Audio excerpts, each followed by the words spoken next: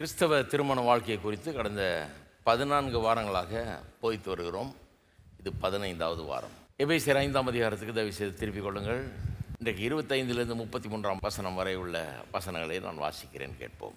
புருஷர்களே, உங்கள் மனைவிகளில் அன்பு கூறுங்கள், அப்படியே கிறிஸ்துவும் சபையில் அன்பு கூர்ந்து தாமதை திருவசனத்தை கொண்டு தண்ணீர் முழுக்கினால் சுத்திகரித்து பரிசுத்தமாக்குவதற்கும் கரைதிரை முதலானவைகள் ஒன்றுமில்லாமல் பரிசுத்தம் பிழையற்றதுமான மகிமையுள்ள சபையாக அதை தமக்கு முன் நிறுத்திக் கொள்வதற்கும் தம்மை தாமே அதற்காக ஒப்பு கொடுத்தார். அப்படியே புருஷர்களும் தங்கள் மனைவிகளை தங்கள் சொந்த சரீரங்களாக பாவித்து அவர்களில் அன்பு கூற வேண்டும். தன் மனைவியில் அன்பு கூறுகிறவன் தன்னில் தான் அன்பு கூறுகிறான். தன் சொந்த மாம்சத்தை பகைத்தவன் ஒருவனும் இல்லையே. கர்த்தர் சபையை போஷித்து காப்பாற்றுகிறது போல ஒவ்வொருவனும் தன் மாம்சத்தை போஷித்து காப்பாற்றுகிறான். நாம் அவருடைய சரீரத்தின் அவயவங்களாயும் அவருடைய மாம்சத்துக்கும் அவருடைய எலும்புகளுக்கும் உரியவர்களாயும் இருக்கிறோம். இது நிமித்தம் மனுஷன் தன் தகப்பனையும் தாயையும் விட்டு தன் மனைவியுடன் இசைந்து இருவரும் ஒரே மாம்சமாய் இருப்பார்கள். இந்த ரகசியம் பெரியது. நான் கிறிஸ்துவை பற்றியும் சபையை பற்றியும் சொல்லுகிறேன். எப்படியும் உங்களிலும் அவனவன் தன்னிடத்தில் அன்பு கூறுவது போல தன் மனைவியினிடத்திலும் அன்பு கூற கடவன். மனைவியும் புருஷனிடத்தில் பயபக்தியாய் இருக்க கடவுள். 25ஆம் வசனத்திலிருந்து 33ஆம் வசனம் வரை உள்ள இந்த பகுதி புருஷர்கள் தங்கள் மனைவியினிடத்தில் எப்படி நடந்து கொள்ள வேண்டும் என்கிறதை குறித்து போதிக்கிற ஒரு பகுதி. 22லேருந்து 24 வரை மனைவிகளுக்கு சொல்லிட்டாரு எப்படி நடந்து கொள்ள வேண்டும் என்று. இங்கே புருஷர்களுக்கு சொல்கிறார். இவர் சொல்கிறதே வித்தியாசமாக இருக்குது பாருங்கள். உலகத்தில் திருமண வாழ்க்கையை பற்றி எழுதப்பட்ட புத்தகங்களை வாசிங்கன்னா அவங்க என்ன சொல்லுவாங்க? The duties of the wife, the duties of the husband. பெண்ணினுடைய கடமைகள் என்ன, ஒரு பெரிய லிஸ்ட்டே கொடுப்பாங்க. ஆணினுடைய கடமைகள் என்ன, இதில் செய்ய வேண்டியதை 2 பேரும் பங்கு போட்டு பாதி பாதியாக செய்கிறது தான் நல்லது. எல்லா வேலையும் ஒரு ஆள் செய்ய முடியாது, இதில் தான் பிரச்சனை வருது அப்படின்லாம் சொல்லுவாங்க. நிறைய கடமைகளை லிஸ்ட் பண்ணுவாங்க. ஆனால் வேதவசனம் அப்படி ஒன்றும் சொல்லலை. புருஷர்களுக்குன்னு வரும்போது வேதவசனம் பெரிய லிஸ்ட்டு ஒன்று கொடுக்கல. இப்படி இப்படி செய்யலாம் பெரிய லிஸ்ட்டு ஒன்று கொடுக்கல. கிறிஸ்து அன்பு கூறுவது போல் அன்பு கூறுங்கள் அப்படின்னு சொல்லிட்டு அந்த அன்பு எப்படி என்னெல்லாம் செய்யுதுன்றதை பற்றி சொல்கிறாங்க. எப்படிப்பட்ட போதனை பாருங்கள். வேறு எந்த ஒரு பட்டியலும் இல்லை, கிடையாது. புருஷன் இதெல்லாம் செய்யணும் அதெல்லாம் செய்யணும் அதெல்லாம் ஒன்றும் சொல்லலை பாருங்கள். க்ளீனாக கிறிஸ்து எப்படி அன்பு கூர்ந்தார், என்னெல்லாம் செய்தார் அதை சொல்கிறாங்க. ஏன்னா அதையே தான் மனைவியும் தன்னுடைய புருஷனுக்கு செய்ய வேணும் என்கிற ரீதியில் அதை இங்கே போதிக்கிறது. இங்கே வேதம் பவுல் அப்போஸ்தலன் அதை தான் அப்படி தான் போதிக்கிறது. இது ரொம்ப முக்கியமான ஒரு அப்சர்வேஷன். இது கிறிஸ்து சபையில் அன்பு கூறுறது போல் அன்பு கூர்ந்தால் அது நிச்சயமாக திருமண வாழ்க்கையை சிறப்பானதாக மாற்றும். அதுதான் உண்மை. அப்போ கிறிஸ்து எப்படி அன்பு கூர்ந்தான்றது தான் ரொம்ப முக்கியம். அதை போதிக்கும்போது 3 பெரிய ரட்சிப்பை குறித்த உபதேசத்தில் இருக்கிற 3 பகுதிகளை இங்கே கொண்டு வந்து உள்ள ஒரே சென்டென்ஸில் அடித்து தள்ளுறார். ரட்சிப்பை குறித்து போதிக்கிற உபதேசத்தில் நீங்கள் போய் படித்தீங்கன்னா அதை 5ஆக பிரிப்பாங்க. 5 பிரிவாக பிரிப்பார்கள் ரட்சிப்பை குறித்த உபதேசத்தை. 1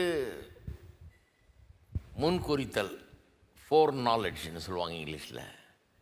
2வது அழைத்தல், 3வது நீதிமானாக்குதல், 4வது பரிசுத்தமாக்குதல், 5வது மகிமைப்படுத்தல். இதுதான் ரட்சிப்பின் உபதேசத்தினுடைய 5 ஆஸ்பெக்ட்ஸ், 5 காரியங்கள். இதில் நீதிமானாக்குதல், பரிசுத்தமாக்குதல், பிறகு மகிமைப்படுத்தல், இந்த 3 உபதேசங்களையும் எடுத்து அதை அப்படியே ரத்தின சுருக்கமாக சும்மா சில வசனங்களில் அப்படியே சொல்லிட்டு போகிறார் பவுல். ஏன்னா இதெல்லாம் நன்றாக அறிந்து வைத்தவராக அவர் இருக்கிறார். இதில் முதல் அம்சம் என்ன? நீதிமானாக்குதல். எப்படி கிறிஸ்து சபையில் அன்பு கூர்ந்து தம்மைத்தாமே அதுக்காக ஒப்பு கொடுத்தார், சிலுவையில் மரிக்கும்படியாக ஒப்பு கொடுத்தார்ன்றதை சொல்கிறார். அதாவது சிலுவையில் மரித்து நம்முடைய பாவத்தையும் அதன் தண்டனையாகிய மரணத்தையும் தாம் ஏற்றுக்கொண்டு நமக்கு தேவனிடத்தில் வரும் ஸ்லாக்கியத்தை கொடுத்துருக்கிறாரு. இதுதான் நீதிமான் ஆக்குகிறது. நீதிமான் ஆக்குகிறதுனா நம்ம எல்லாம் ரொம்ப 100% கரெக்டாக ஆயிடல. ஆனால் நம்மை நீதியின் வஸ்திரத்தினால் உடுத்தி கிறிஸ்துவின் நீதியை நமக்கு தந்து தேவன் முன்பாக நிற்கக்கூடிய திராணி உள்ளவர்களாக, தேவனோடு உறவாடக்கூடிய திராணி உள்ளவர்களாக நம்மளை மாற்றிவிட்டார். ஒரு ஸ்டேட்டஸை கொடுத்துட்டார் நமக்கு. தேவனுடைய பிள்ளைகள்ன்ற ஒரு ஸ்டேட்டஸை கொடுத்துறாரு. நம்மகிட்ட 1000 குறைகள் இருக்குது, அதெல்லாம் அப்புறம் பார்த்துக்கலாம், சரி பண்ணிக்கலான்றாரு. ஆனால் நீ பிள்ளை அப்படிங்கிற ஸ்டேட்டஸ் உனக்கு வந்து இனிமேல் நீ பாவியின் தூரத்தில் இருக்க வேண்டியதில்லை. உன் பாவத்தை நான் பார்க்கல, கிறிஸ்துவனுடைய நீதியை நான் பார்க்கிறேன், அதனால் உன்னை உடுத்திடுறேன், உன்னை மூடிடுறேன் அப்படின்னு சொல்லி, அதுதான் நம்ம பாவ மன்னிப்பு அல்லது ரட்சிப்பின் முதல் பகுதின்னு சொல்லலாம், சரியாக சொல்லணும்னா. ஆனால் ரட்சிப்பு அதோடு முடியறதில்லை பாருங்கள், ரட்சிப்பு அதோடு முடிய வரதில்லை. அதனால தான் தொடர்ந்து இன்னொரு காரியத்தையும் செய்கிறார். வெறும் சிலுவையில் மரித்து நம்ம மீட்டு கொண்டது மட்டும் இல்லை, பிதாவிட்ட கொண்டு வந்து நம்மளை சேர்த்தது மட்டும் இல்லை, அடுத்தது என்ன பண்ணுறாரு, நம்மை பரிசுத்தமாக்குகிறார். இந்த முதல் பகுதியை பேசி முடிச்சிட்டோம், ரெண்டாவது பகுதியை பேச ஆரம்பித்தோம் போன தடவை. இந்த பரிசுத்தமாக்குதலை பற்றி பேசும்போது 2 காரியங்களை சுட்டி காண்பித்தோம். ஒன்று, பரிசுத்தமாக்குதல் என்றால் பிரித்து எடுப்பது, தேவனுடைய உபயோகத்துக்காக தேவனுக்கென்று ஒன்றை பிரித்தெடுப்பது. சீனாய் மலையில் போய் தேவன் மோசையை கூப்பிட்டு அங்கே பேசினார் அவன்கிட்ட. பிற்பாடு வருகிற காலத்திலே அது பரிசுத்த மலை என்று அழைக்கப்பட்டது, ஹோலி மவுண்டன் ஆயிடுச்சு. ஏன்? அந்த மலையில் ஏதாவது மாற்றம் ஆயிடுச்சா? அந்த கல் மண்ணெல்லாம் மாறிடுச்சா? அப்போது அதனுடைய காம்போசிஷன் ஏதாவது மாறிச்சா? கிடையாது. அதே கல் தான், அதே மண் தான், அதே மலை தான், அதில் எதுவும் மாற்றம் ஏற்படல. ஆனால் அது பரிசுத்த மலை. ஏன் பரிசுத்த மலை?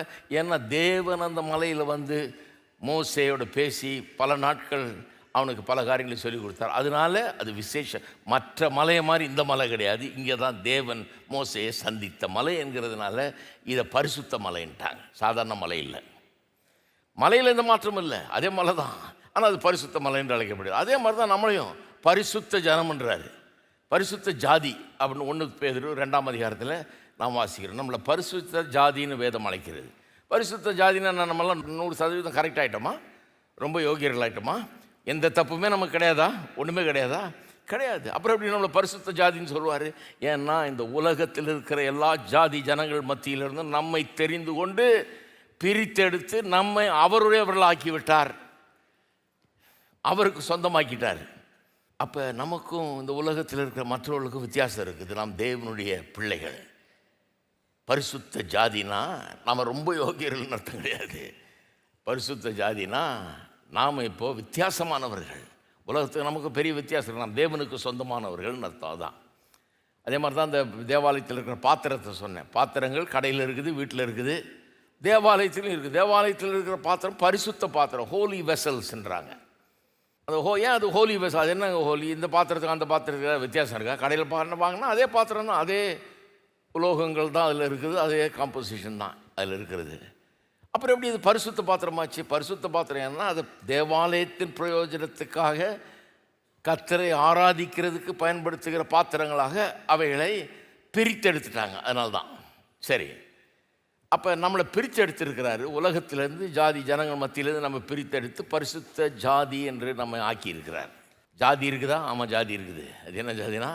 பரிசுத்த ஜாதி. ஆமேன். வேறு எந்த ஜாதியும் கிடையாது, பரிசுத்த ஜாதி. நம்ம அந்த ஜாதியை சேர்ந்து, நம்ம எல்லாம் ஒரே ஜாதி, பரிசுத்த ஜாதி. தேவனுடைய ஜனமாக நாம் இருக்கிறோம் இல்லையா? சரி, அதோடு விட்டுறதில்லை. இந்த தேவனுடைய ஜனம்ங்கிறவர்கள் நான் தான் சொல்லிட்டேனே, குறைகள்லாம் இருக்குது, இருந்தாலும் பரிசுத்த ஜாதின்றாரு. அவங்க மாறினதுனால இல்லை, அவர்களை அவர் வேறு விதமாக காண்கிறார், தம்முடைய பிள்ளைகள் என்று காண்கிறார். அதனால தான் வேறு அவங்களுக்குள்ள ஒன்றும் பெருசாக மாற்றம் ஏற்பட்டுல. அவர்களை எடுத்து இப்போ அவர்களுக்குள்ள 1000 குறைகள் பிழைகள் எல்லாம் இருக்குது, கரை திரையெல்லாம் இருக்குது, அதையெல்லாம் போக்கி இப்போது அவர்களை பியூரிஃபை பண்ணுறார், பரிசுத்தமாக்குகிறார். உண்மையாகவே அவர்களை பரிசுத்தமானவர்களாக மாற்றுகிறார். அது அடுத்த ஸ்டெப்பாக நடக்குது.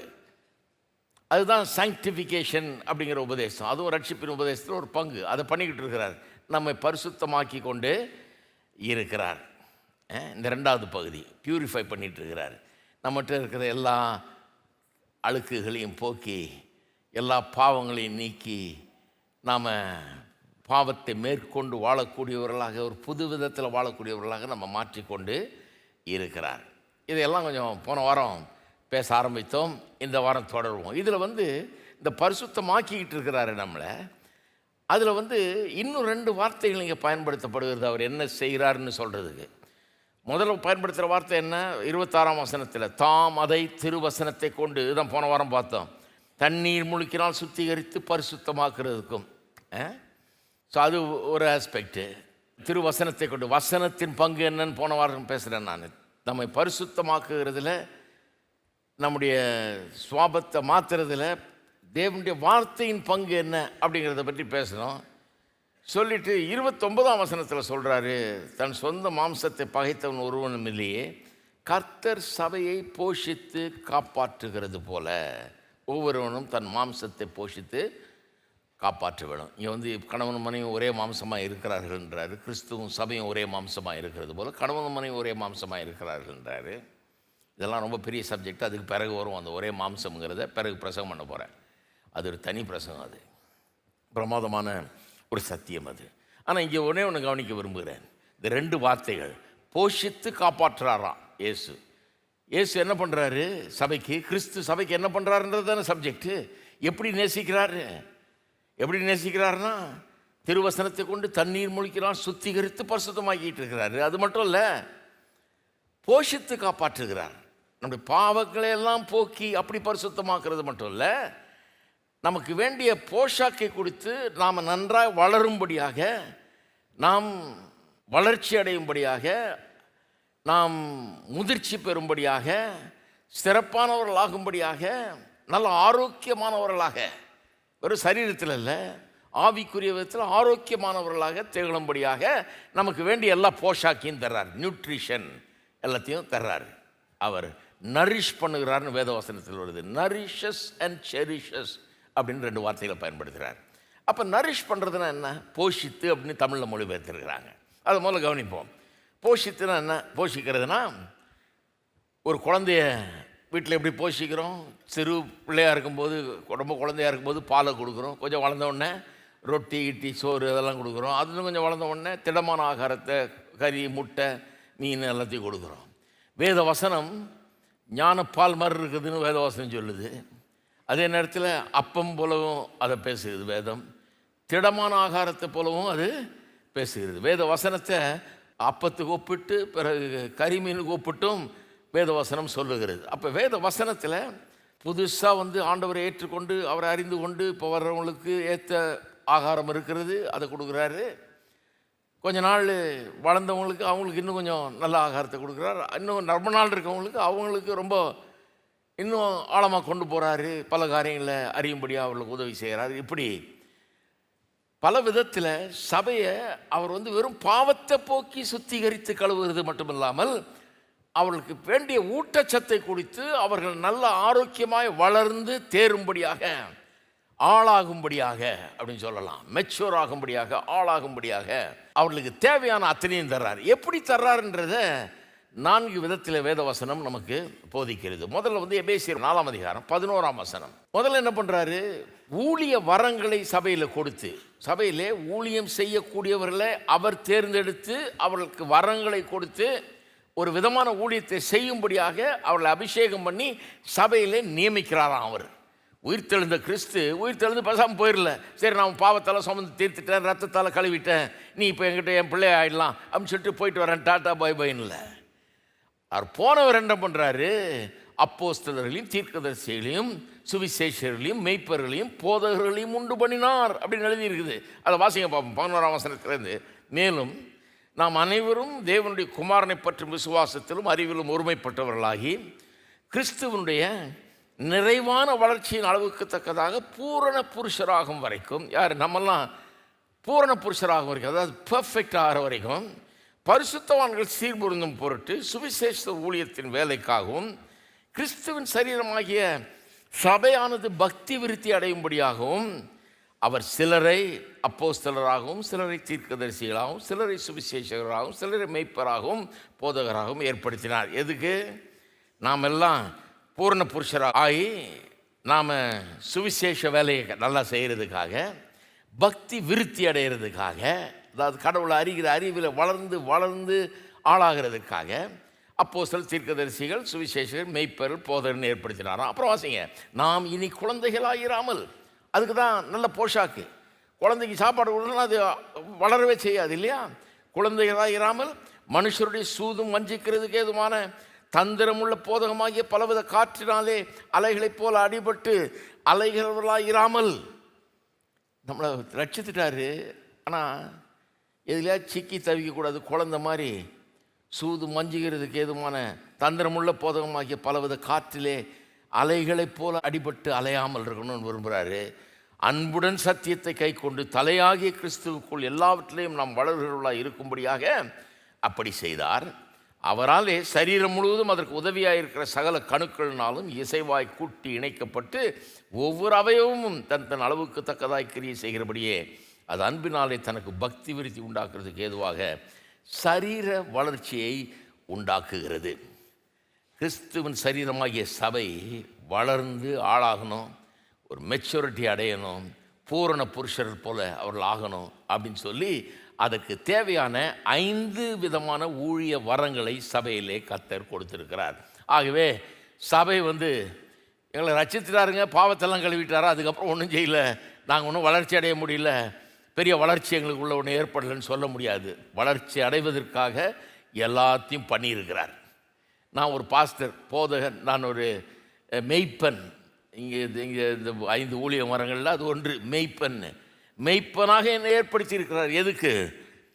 சபையில் இருக்கிற மக்களுக்கு கர்த்தருடைய வார்த்தையை போஷித்து மெய்ப்பன் என்ன பண்ணுறான்? ஆடுகளுக்கு மேய்ச்சலை கொண்டு வருகிறான், மேய்ச்சலுக்கு கொண்டு போகிறான், நல்லா சாப்பிடும்படியாக ஆடுகளுக்கு அதனுடைய ஆரோக்கியத்தை கண்காணிக்கிறான், அதனுடைய நலனை கண்காணிக்கிறான். நல்லா வளருதா, நல்ல வளர்ச்சி இருக்குதா, வேண்டிய ஆகாரம் கிடைச்சதா, இதெல்லாம் பார்க்குறான் பாருங்க. அப்படி மெய்ப்பராக என்ன போல ஆளுகளை நியமித்திருக்கிறார் கர்த்தர். அப்படிப்பட்ட வரங்களை, ஊழிய வரங்களை கொடுத்து அந்த தேவையை சந்திக்கிறார். ஆகவே ரட்சித்துட்டு விட்டுறதில்லை, தொடர்ந்து ஏதோ செய்து கொண்டே இருக்கிறார் சபைக்கு. அவருடைய அன்பு அப்படிப்பட்டது. சபையை பற்றி அவர் கரிசனை உள்ளவராக இருக்கிறார். வெறும் பாவம் மன்னிக்கப்பட்டு ஆண்டவர்கிட்ட வந்தால் போதாது, வளர்ச்சி அடையணும், பூரண புருஷராகணும், குழந்தைகளை போல இருக்கக்கூடாது, அலைகளை போல அலசடிப்படக்கூடாது, நல்ல மெச்சூராகி ஸ்டெடியாக வாழ்க்கையில் போகணுங்கிறதுல கண்ணும் கருத்துமாக இருக்கிறார். எத்தனை பேர் இருக்கிறீங்க? ஆண்டவர் அப்படி உங்களை பற்றி யோசிக்கிறார், என்னை பற்றி அப்படி யோசிக்கிறார். ரெண்டாவது இன்னொரு காரியம் சொல்லியிருக்குது. தேவனுடைய வார்த்தையை நமக்கு கொடுத்து அதன் மூலமாக நம்மை போஷிக்கிறார். எப்படியெல்லாம் போஷிக்கிறார்ன்ற சொல்கிறேன். ஒன்று, ஊழிய வரங்களை கொடுத்து நமக்கு அதன் மூலமாக வேண்டியதெல்லாம் கிடைக்கும்படியாக செய்கிறார். நமக்கு என்னென்ன ஊழியெல்லாம் கிடைக்கணுமோ கிடைக்கும்படி செய்கிறாரு. ரெண்டாவது, 1 பேதுரு 2ஆம் அதிகாரத்தில் வசனத்தை எப்படி தந்திருக்கிறாரு அப்படின்றத சொல்கிறார். வசனம் எப்படி நமக்கு கொடுக்கப்பட்டிருக்கிறது, கர்த்தருடைய வார்த்தையை நமக்கு கொடுத்து அதன் மூலமாக நம் வளர்ச்சி காணும்படியாக அது செஞ்சிருக்கிறார். 1 பேதுரு 2ஆம் அதிகாரம். இப்படி இருக்க கர்த்தர் தயவுள்ளவர் என்பதை நீங்கள் ருசி பார்த்தது உண்டானால் சகல துர்க்கணத்தையும் சகலவித கபடத்தையும் வஞ்சகங்களையும் பொறாமைகளையும் சகலவித புறங்கூறுதலையும் ஒழித்துவிட்டு நீங்கள் வளரும்படி, எல்லாம் சொல்லுங்கள் வளரும்படி, நம்ம வளர்ச்சியில் கவனமாக இருக்கார் அவர். நீங்கள் வளரும்படி புதிதாய் பிறந்த குழந்தைகளைப் போல திருவசனமாகிய களங்கமில்லாத ஞானப்பாலின் மேல் வாஞ்சையாயிருங்கள். அப்போ திருவசனமாகிய களங்கம் இல்லாத ஞானப்பால் என்று வேத வசனத்தை இங்கே பேதுரு வர்ணிக்கிறார். அப்போ ஒரு குழந்தை எப்படி பாலை வாஞ்சிக்குதோ பாருங்க, அது அந்த வாஞ்சை உள்ளே வந்துடுது தானாகவே. ஒரு குழந்தைக்கு நீங்கள் பாலை எப்படி குடிக்கிறதுன்னு அது ஒன்று யூனிவர்சிட்டியில் போய் படிச்சுட்டு வர வேண்டியதில்லை, அதுக்கு ஒன்றும் நீங்கள் லெசன் எடுக்க வேண்டியதில்லை, யூடியூப்பில் போட்டு காமிக்க வேண்டியது, இது இப்படி தான் உறிஞ்சி குடின்னு. அந்த குழந்தைன்னு போகும். பாலை நீங்கள் கொண்டாந்து வாய்க்கிட்ட கொண்டாடுறதுக்குள்ளே அது எக்கி பிடிச்சிடும், அதை பிடிச்சிட்டு உள்ளே இருக்கிறதெல்லாம் உறிஞ்சிட்டு தான் விடும் பாருங்க. ஏன்னா அதுக்குள்ளே ஒரு இதை வாஞ்சையை வச்சுட்டாரு. ஞானப்பாலின் மேல் ஒரு வாஞ்சை, அது உயிர் பிழைக்கணும்னா சாப்பிடணுமே, அதுக்கு யாருமே சொல்லாமல் தெரியுது, அது இயல்பாக வருகிறது. அதே மாதிரி தான் ஆவிக்குரிய விசுவாசிகளும். விசுவாசியாக இருக்கிறவர்கள் வசனத்தின் மேலே எந்த வாஞ்சையும் இல்லாமல் இருக்கிறார்கள்னா நான் அவர்கள் விசுவாசியாங்கிறதுலேயே சந்தேகப்படுவேன். எந்த வாஞ்சையும் கிடையாது, பைபிளை வாசிக்கிறதும் கிடையாது, எந்த பிரசங்கத்தையும் கேட்குறது கிடையாது, எந்த போதனையும் கிடையாது. ஏதோ கிறிஸ்மஸ்க்கு, நியூ இயருக்கு, ஈஸ்டருக்கு, குட் ஃப்ரைடேக்கு போயிட்டு வர்றவங்க, இப்படியே காலத்தை தள்ளுறவங்க, ஏதோ குழந்தைக்கு பேர் வைக்கிறதுக்கும் கல்யாணம் பண்ணிக்கிறதுக்கும் செத்தா புதைக்கிறதுக்கும் தான் சர்ச்சு அப்படின்ற மாதிரி நினைக்கிறவங்க, கர்த்தருடைய வார்த்தையை பெருசாக நினைக்காதவங்க, பைபிள் இருக்கும் வீட்டில் அதை வாசிக்கிறதே கிடையாது, தியானிக்கிறதே கிடையாது, அதுலேருந்து ஒன்றும் கற்றுக்கிறதே கிடையாது. அப்படி இருந்தீங்கன்னா நான் சொல்கிறேன், நீங்கள் மதத்தின்படி கிறிஸ்தவர்களாக இருக்கலாம், ஆனால் மெய்யாகவே கிறிஸ்தவர்களாக இருக்கிறீர்களா என்பது சந்தேகம். ஒரு குழந்தை பிறந்துட்டு பசியே இல்லைன்னா, எனக்கு பாருங்கள் சின்ன வயசில் பசி இல்லாமல் இருந்தது, இப்போ அந்த பிரச்சனை இல்லை பாருங்கள், பசியே இல்லாமல் இருந்தது. எங்கள் அப்பா ஒரு டாக்டர்கிட்ட கொண்டு போனார். டாக்டர்கிட்ட கொண்டு வந்தோன்னு ஒரு டானிக்கை ஒன்று கொடுத்தாரு, எனக்கு ஞாபகம் இருக்குது. இந்த டானிக்கை டெய்லி சாப்பிடுங்கன்னாரு. அந்த டானிக்கை சாப்பிட்டோன்னே எப்படி பசி எடுக்குதுன்றீங்க? பசி எடுக்க வைக்கிறாரு. ஏன்னா பசி எடுக்கலன்னொடனே அப்பா ரொம்ப நல்லது, 9 பிள்ளை இருக்குது, ஒன்றாவது சாப்பிடாம இருந்தால் செலவு மிச்சம்னு சொல்லலை. ஐயோ பசிக்கலையா, ஒன்றும் சாப்பிட்றது இல்லையா, அவன் சாப்பிட மாட்டேங்கிறானா, வான்னு சொல்லி டாக்டர்கிட்ட கூப்பிட்டு போய் அந்த காசு கொடுத்து இந்த டானிக்கை வாங்கி கொடுத்து வாயை திறன்னு சொல்லி அந்த டானிக்கை ஊற்றி பசி எடுக்க வச்சு என்ன சாப்பிட வச்சாங்க. ஏன்னா பசி எடுக்கலைங்கிறது ஆரோக்கியம் கிடையாது, அது ஒரு வியாதி. ஹலோ, அதே மாதிரி தான் ஆவிக்குரிய விதத்தில் எந்த வாஞ்சையும் இல்லை, கர்த்தருடைய வசனத்தை கேட்கணும்னு வாஞ்சை இல்லை அப்படின்னா அது ஒரு வியாதி. நிறைய பேருக்கு வழங்குறதே இல்லை.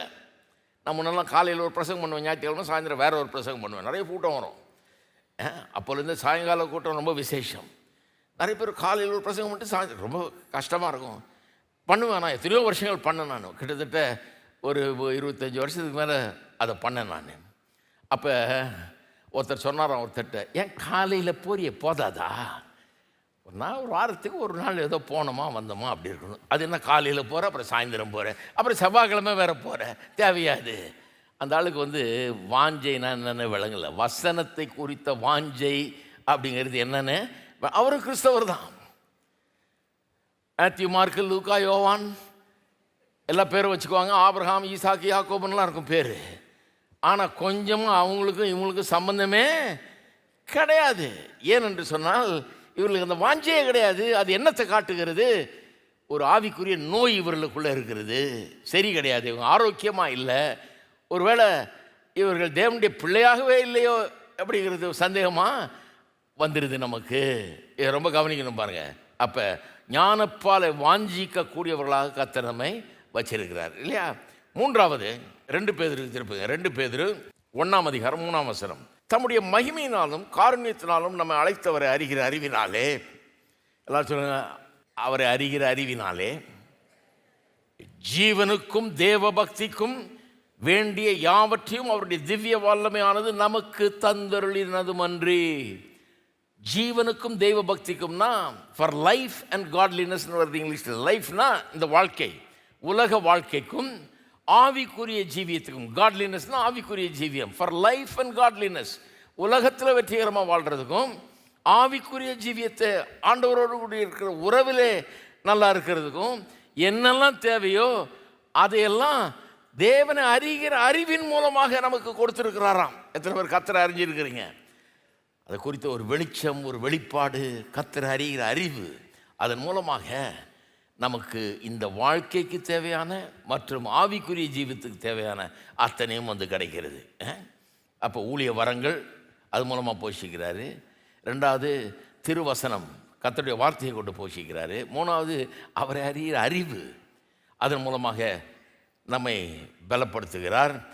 4வது ரொம்ப இன்ட்ரெஸ்டிங்கானது, அது என்னன்னா சபை என்கிற ஒரு அமைப்பை அவர் ஏற்படுத்தியிருக்கிறார். மத்தேயு 16 அதிகாரத்தில் இயேசு சொல்கிறாரு, இந்த கல்லின் மேல் என் சபையை கட்டுவேன். சபையை பற்றி இயேசுவே பேசினார். சபை என்கிறது மனுஷன் ஏற்படுத்தின ஒரு இயக்கம் அல்ல, ஒரு ஆர்கனைசேஷன் அல்ல. ஏதோ 4 பேர் சேர்ந்து நம்ம ஜனங்களெல்லாம் கூட்டி கொஞ்சம் பாட்டு கிட்டு பாடி ஜெபம் பண்ணி ஒரு சின்ன பிரசங்கம் பண்ணால் நல்லாயிருக்கும் அப்படின்னு சொல்லி கூட்டின காரியம் கிடையாது. சபை என்கிறது ஆண்டவராகிய இயேசு கிறிஸ்து ஏற்படுத்தின ஒரு டிவைன் இன்ஸ்டிடியூஷன், தெய்வீகமான ஒரு அமைப்பு. அது தேவனால் ஏற்படுத்தப்பட்ட அமைப்பு. ஏன் அப்படிப்பட்ட ஒரு அமைப்பை ஏற்படுத்துகிறார்? அதில் போதகர்னு வைக்கிறாரு, அதில் ஊழிய வரங்களை வைக்கிறாரு. அங்கே ஏன் கர்த்தருடைய வார்த்தை பிரசங்கம் பண்ணப்படுகிறது, எல்லாம் செய்யப்படுகிறது அப்படின்னு பார்த்தீங்கன்னா, அந்த சபை கூடி வருதலை அசட்டை பண்ணாதிருங்கள்ன்றாரு. ஜனங்களுக்கு எழுதும்போது பவுல் சபை கூடி வருதலை அது லேசாக நினைக்காதீங்க. போனால் போகலாம், இல்லைனா பரவாயில்ல, ஏதோ அப்பப்போ போனால் போதும், அப்படி இருக்காதீங்கன்றார். அசட்டை பண்ணாதிருங்கள். ஏன்? ஜனங்க சபைக்கு வரும்போது எந்த எண்ணத்தோடு வரணும், எதுக்காக வரணும்? நான் இங்கே மெம்பரு போகலன்னா தொலைச்சிருவாங்க, போகலன்னா அப்புறம் நமக்கு ஏதாவது ஒன்றுனா அவங்க வரமாட்டாங்க, இப்படியெல்லாம் யோசிக்கிறாங்க ஜனங்க. அதனால் போயிடணும், தலையை காட்டிடணும். சிலருக்கு நல்லா ஆவிக்குரிய சபைன்னு சொல்கிற இடத்துலேயே அப்படி இருக்குது. தலையை எப்படியாவது கொஞ்சம் காட்டிடணும், பாஸ்டர்கிட்ட மூஞ்சியை காட்டிட்டு வந்துடணும். எப்படியெல்லாம் இருக்கிறாங்க பாருங்கள், இப்படியெல்லாம் இருக்கிறாங்க. ஏன்னா அவங்க என்ன நினைக்கிறாங்க, இது ஒரு ஆப்ளிகேஷன், கிறிஸ்தவனாக பிறந்துட்டோம், தாத்தா காலத்துலேருந்து போயிட்டுருக்குறோம், போய் தலையை காட்டிட்டு வந்துடுவோம் அப்படின்னு. அப்படி வரக்கூடாது சபைக்கு. இங்கே வர்றவங்க அப்படி வரலை. எப்படி வர்றோம் நம்ம? சபை தேவனால் எனக்காக ஏற்படுத்தப்பட்ட ஒரு அற்புதமான அமைப்பு. என்னை ஆளாக்கும்படியாக, எனக்கு போதித்தனை நடத்தும்படியாக, எனக்கு தேவனுடைய காரியங்களை குறித்து அறிவை ஊட்டும்படியாக, திருவசனத்தை போதிக்கும்படியாக, எனக்கு வேண்டிய ஊட்டச்சத்தை தரும்படி, என்னை நரிஷ் பண்ணுறதுக்கு, எனக்கு வேண்டிய ஒரு குழந்தைக்கு வேண்டிய எல்லா ஆகாரம் எப்படி வந்து கிடைக்கிறதோ அப்படிப்பட்ட நல்ல காரியங்களை ஆட்களுக்கு கொடுத்து அவர்கள் வளருவதற்கு ஏதுவாக, குழந்தைகளை மாதிரி அவர்கள் இல்லாமல் வளர்ந்து அலைகளை போல அலசரிப்படுகிறவர்களாக இல்லாமல் இருந்து நன்றாக கர்த்தருக்குள்ளே வளர்ந்து பூரண புருஷனாக நான் மாறுறதுக்காக சபையை கர்த்தர் ஏற்படுத்தி வச்சிருக்கிறாரு. நான் அங்கே போகலைன்னா நான் அந்த விதத்திலே வளர முடியாது. அதனால தான் நான் போகிறேன். சபைக்கு ஏன் போகிறோம்? அங்கே போகலைன்னா நான் அந்த விதத்தில் வளர முடியாது. அப்படிப்பட்ட ஒரு நல்ல சபைக்கு நீங்கள் போனீங்கன்னா வளராமல் இருக்க முடியாது. என் வாழ்க்கையில் நான் 20 வயசாக இருக்கும்போது பைபிள் காலேஜில் படிக்க போனேன் பாருங்கள். என் வாழ்க்கையில் நடந்த ஒரு மிகப்பெரிய காரியம். பைபிள் காலேஜை விட அங்கே போதிக்கப்பட்ட நிறைய காரியங்கள் ரொம்ப டெக்னிக்கலாக பைபிள் அது இதுன்னு போதிச்சாங்க. ஆனால் அதை காட்டிலும் ரொம்ப அருமையாக என்னென்னா, ஒரு சபையோட கனெக்ட் ஆகிட்டேன் நான். எப்படியோ எனக்கே தெரியாமல் கடவுள் கிருபையாக என்ன ஒரு சபையில் கொண்டு போய் சேர்த்தா இருப்பாருங்க.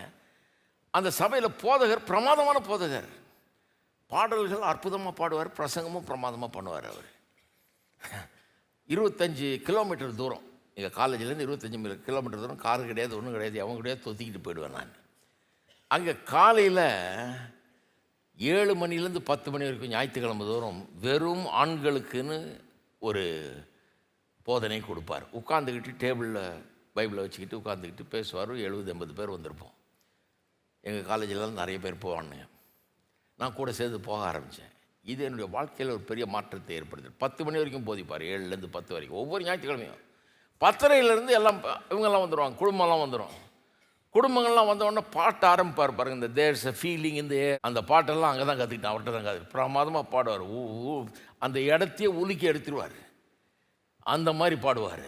அவர் குரலும் அவர் பாட்டும் மியூசிக்கும் அந்த சபையில் அவ்வளோ பிரமாதமாக இருக்கும் பாருங்கள்.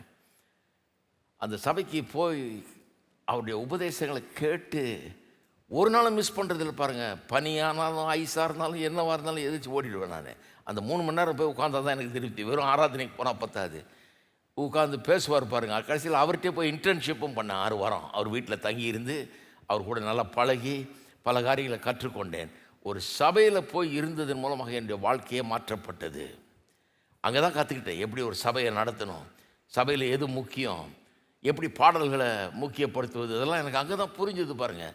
பாடல்கள், ஜெபம், ஆராதனை, அப்புறம் பிரசங்கம், இதெல்லாம் எப்படி கலந்து வரணும் சபையில். அனாவசியமாக அதையும் இதையும் பண்ணிகிட்டு இருக்கக்கூடாது.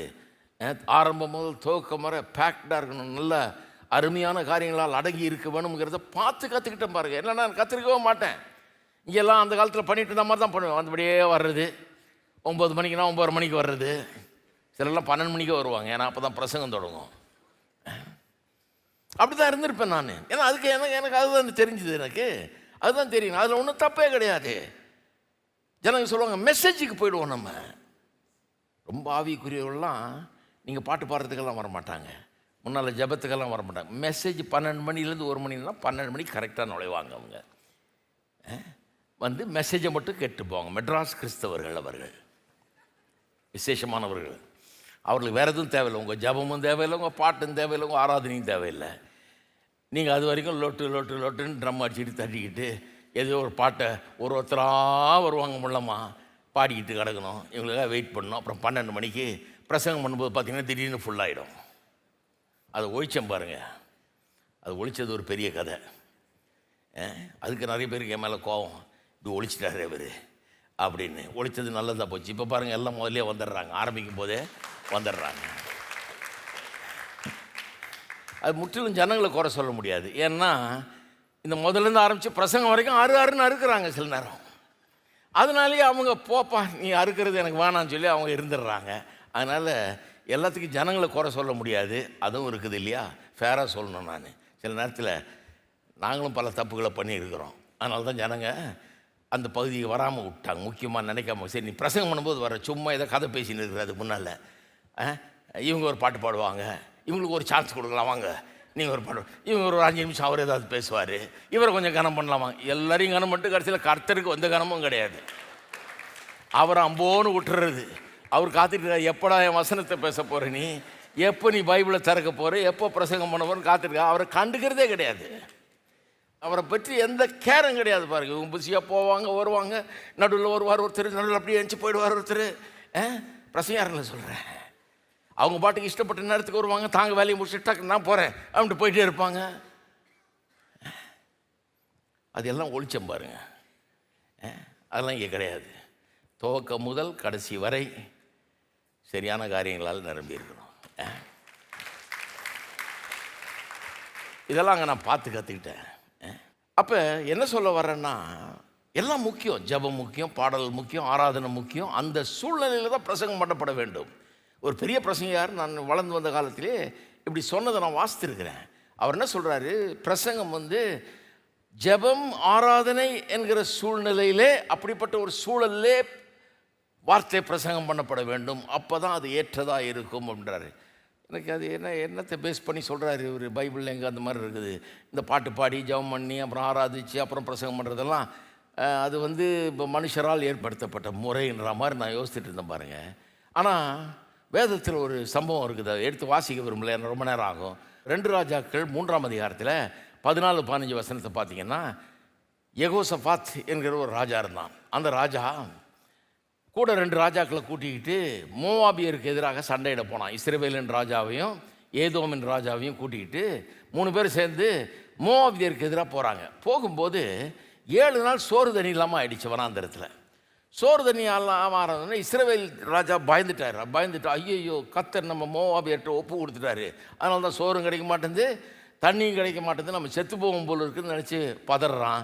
இவன் சொல்கிறான், யெகோசபாத் அவன் ஒரு நல்ல ராஜா, அவன் சொல்கிறான், இல்லை நாம் போய் எலிசான்னு ஒரு தீர்க்கதரிசி இருக்கிறார், எலியா தீர்க்கதரிசியுடைய சிஷியம் அவர்கிட்ட போய் கேட்போம், அவர் கர்த்தர் என்ன சொல்கிறாருங்கிறத நமக்கு சொல்லுவார், வாங்க போகலான்னு சொல்லி கூப்பிட்டு போய் எலிசா தீர்க்கதரிசிகிட்ட கொண்டு போகிறார். எலிசா தீர்க்கதரிசி போனவுடனே சொல்ல வேண்டியதானே, ஆமாம் யுத்தத்துக்கு போ, கர்த்தர் சொல்கிறாரு, டிஜெய் பேரெல்லாம் சொல்கிறாரு, மோவாபியரை கர்த்தரும் கையில் ஒப்பு கொடுப்பாருலாம் சொல்கிறாரு. ஆனால் உடனே சொல்லலை.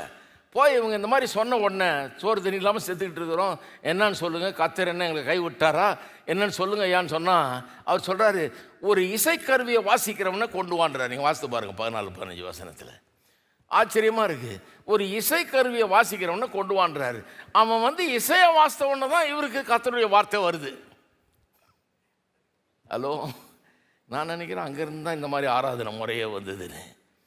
சிலர் நினைக்கிறேன், அது என்னையா மியூசிக்கு, எனக்கு இந்த கிட்டாரும் தேவையில்லை, ட்ரம்ஸும் தேவையில்லை, ஒன்றும் தேவையில்லை, கர்த்தருடைய வார்த்தை இருந்தால் போதும். எலிசா அப்படி சொல்லலை.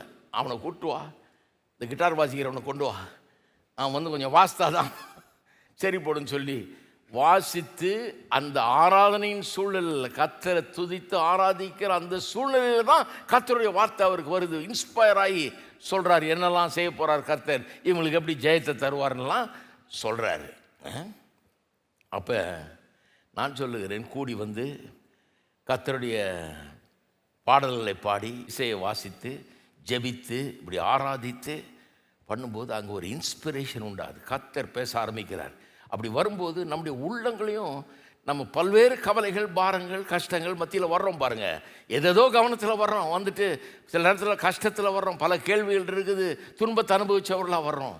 வந்த உடனே இந்த இசையும் பாடலும் ஜெபமும் நம்முடைய உள்ளத்தை ஆண்டவருக்கு நேராக திருப்புகிறது. ஏதோ பண்ணுது பாருங்கள். இதில் ஒன்றும் வேல்யூ இல்லைன்னு சொல்ல முடியாது.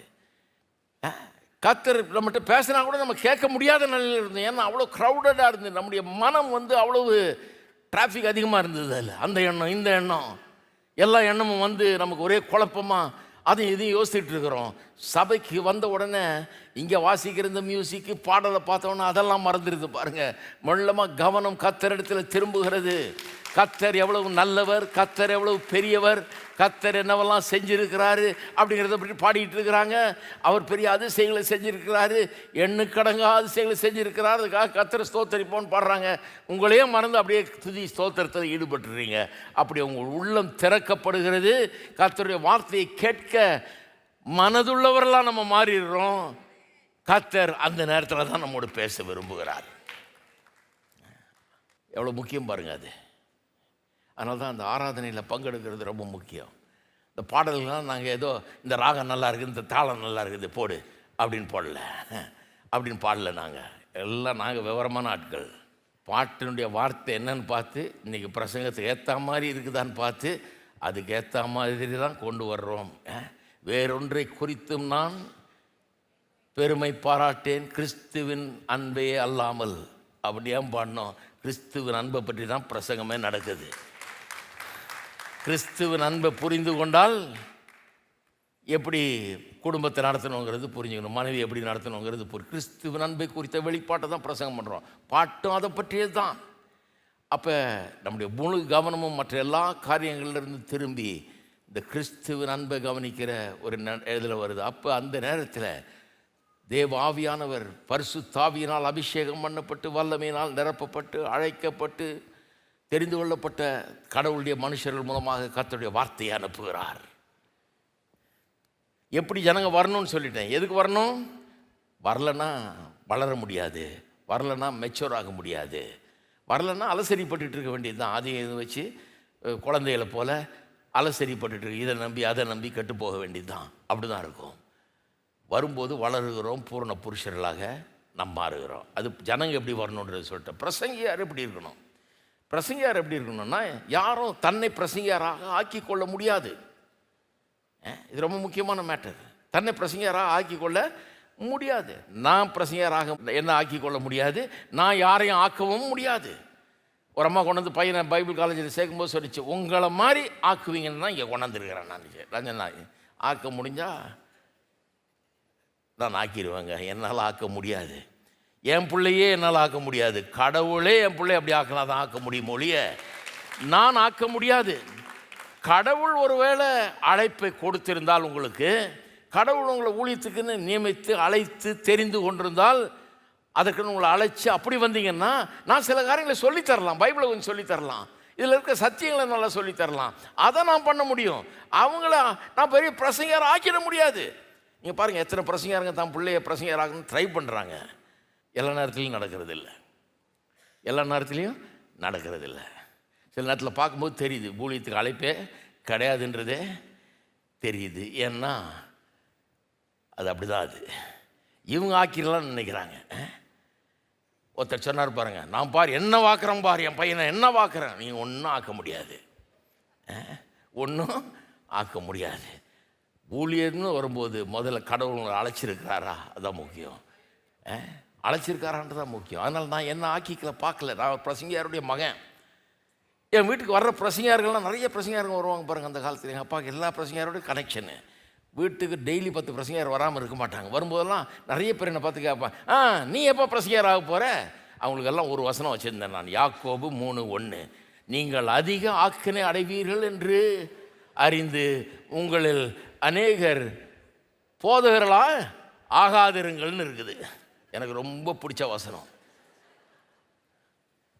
நிறைய பேர் போதகர் ஆகாதீங்க, ஏன்னா அதிக ஆக்கணும். உங்களுக்கு மற்றவங்களுக்கு கிடைக்கிற தண்டனை காட்டிலும் உனக்கு அதிகமாக கிடைக்கும். அந்த ஆளே பயந்து போயிடுவார். கேட்குற பிரசங்கியாரு, என்னடா இவன்ட்ட வந்தால் இப்படி ஒரு தீர்க்க தண்டனை சொல்கிறான், இவன் இப்படி சொல்கிறானே, இவன் பிரசங்கியாராக இருக்காதுன்னு சொல்கிறானே.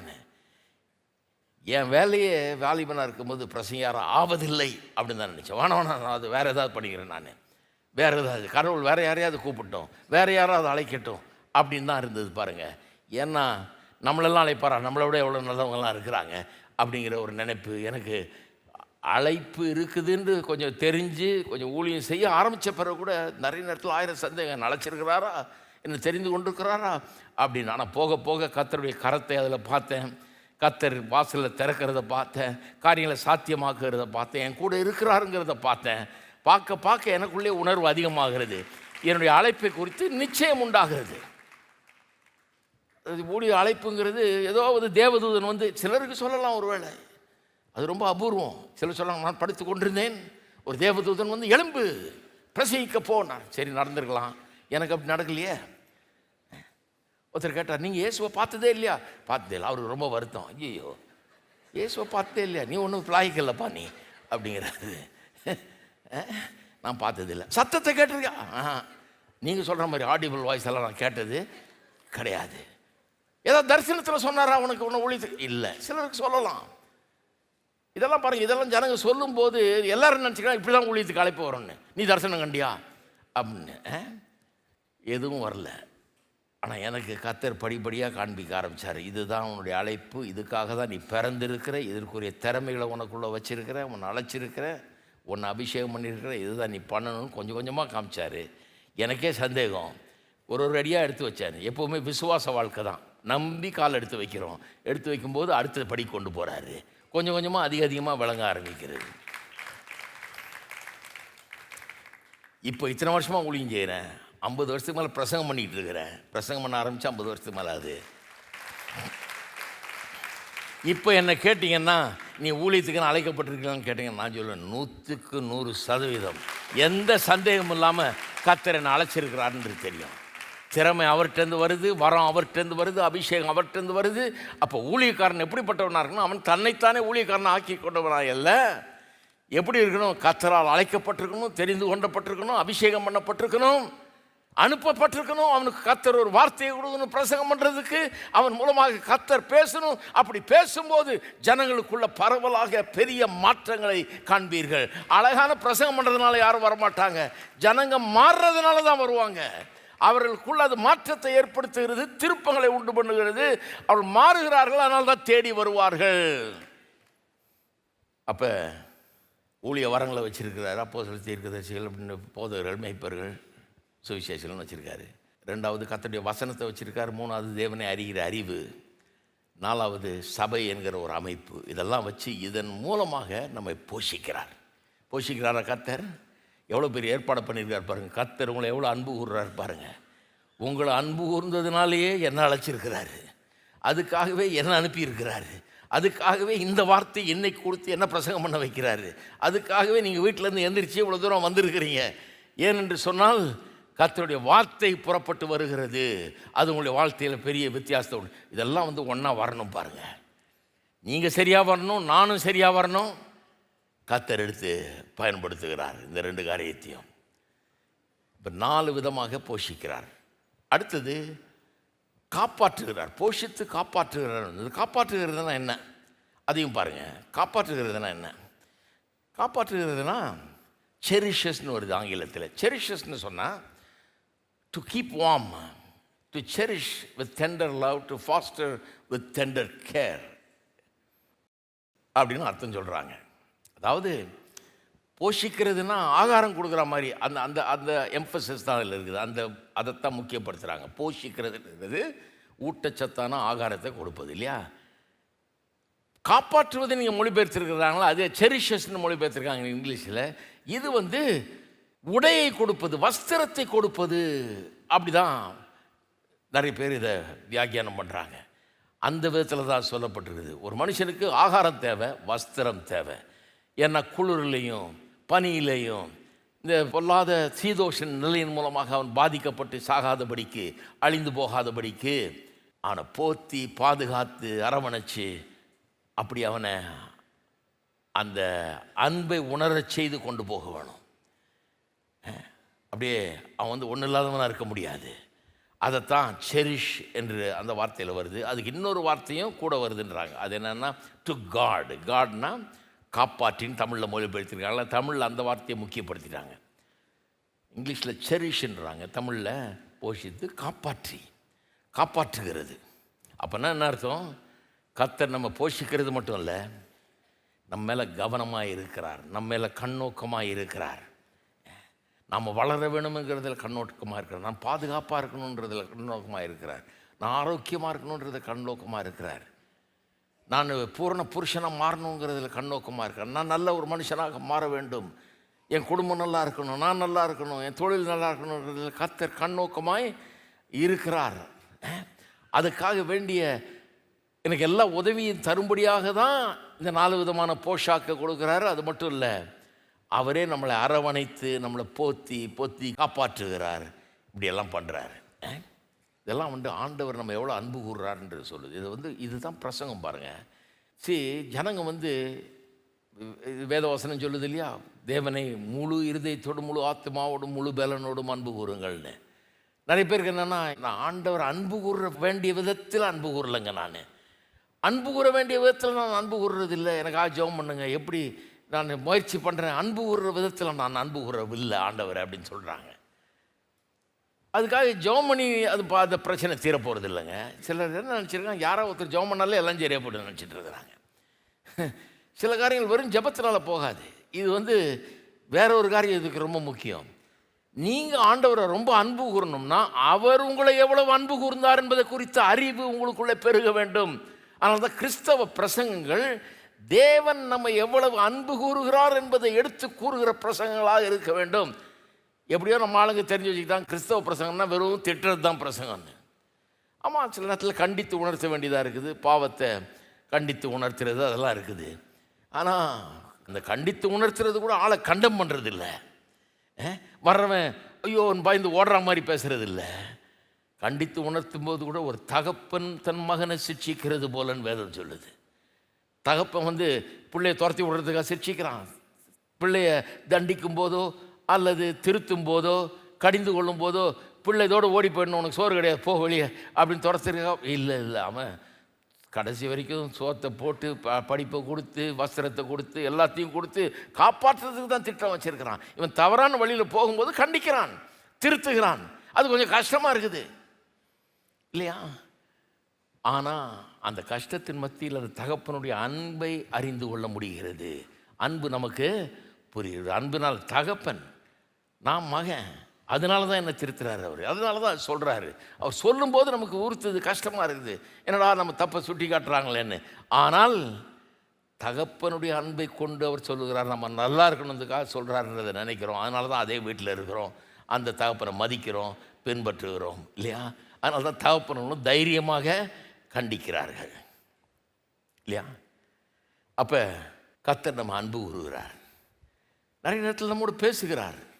வசனத்தை கொண்டு தான் சிட்சிக்கிறார். நிறைய நேரம் பாருங்கள், வசனத்தை கொண்டு நம்முடைய தவறுகளை சுட்டி காண்பிக்கிறார். நம்ம சரியான வழியில் போல தவறான வழியில் போகிறோம் என்பதை நமக்கு சுட்டி காண்பிக்கிறார், நடத்துகிறார், உணர்த்துகிறார்.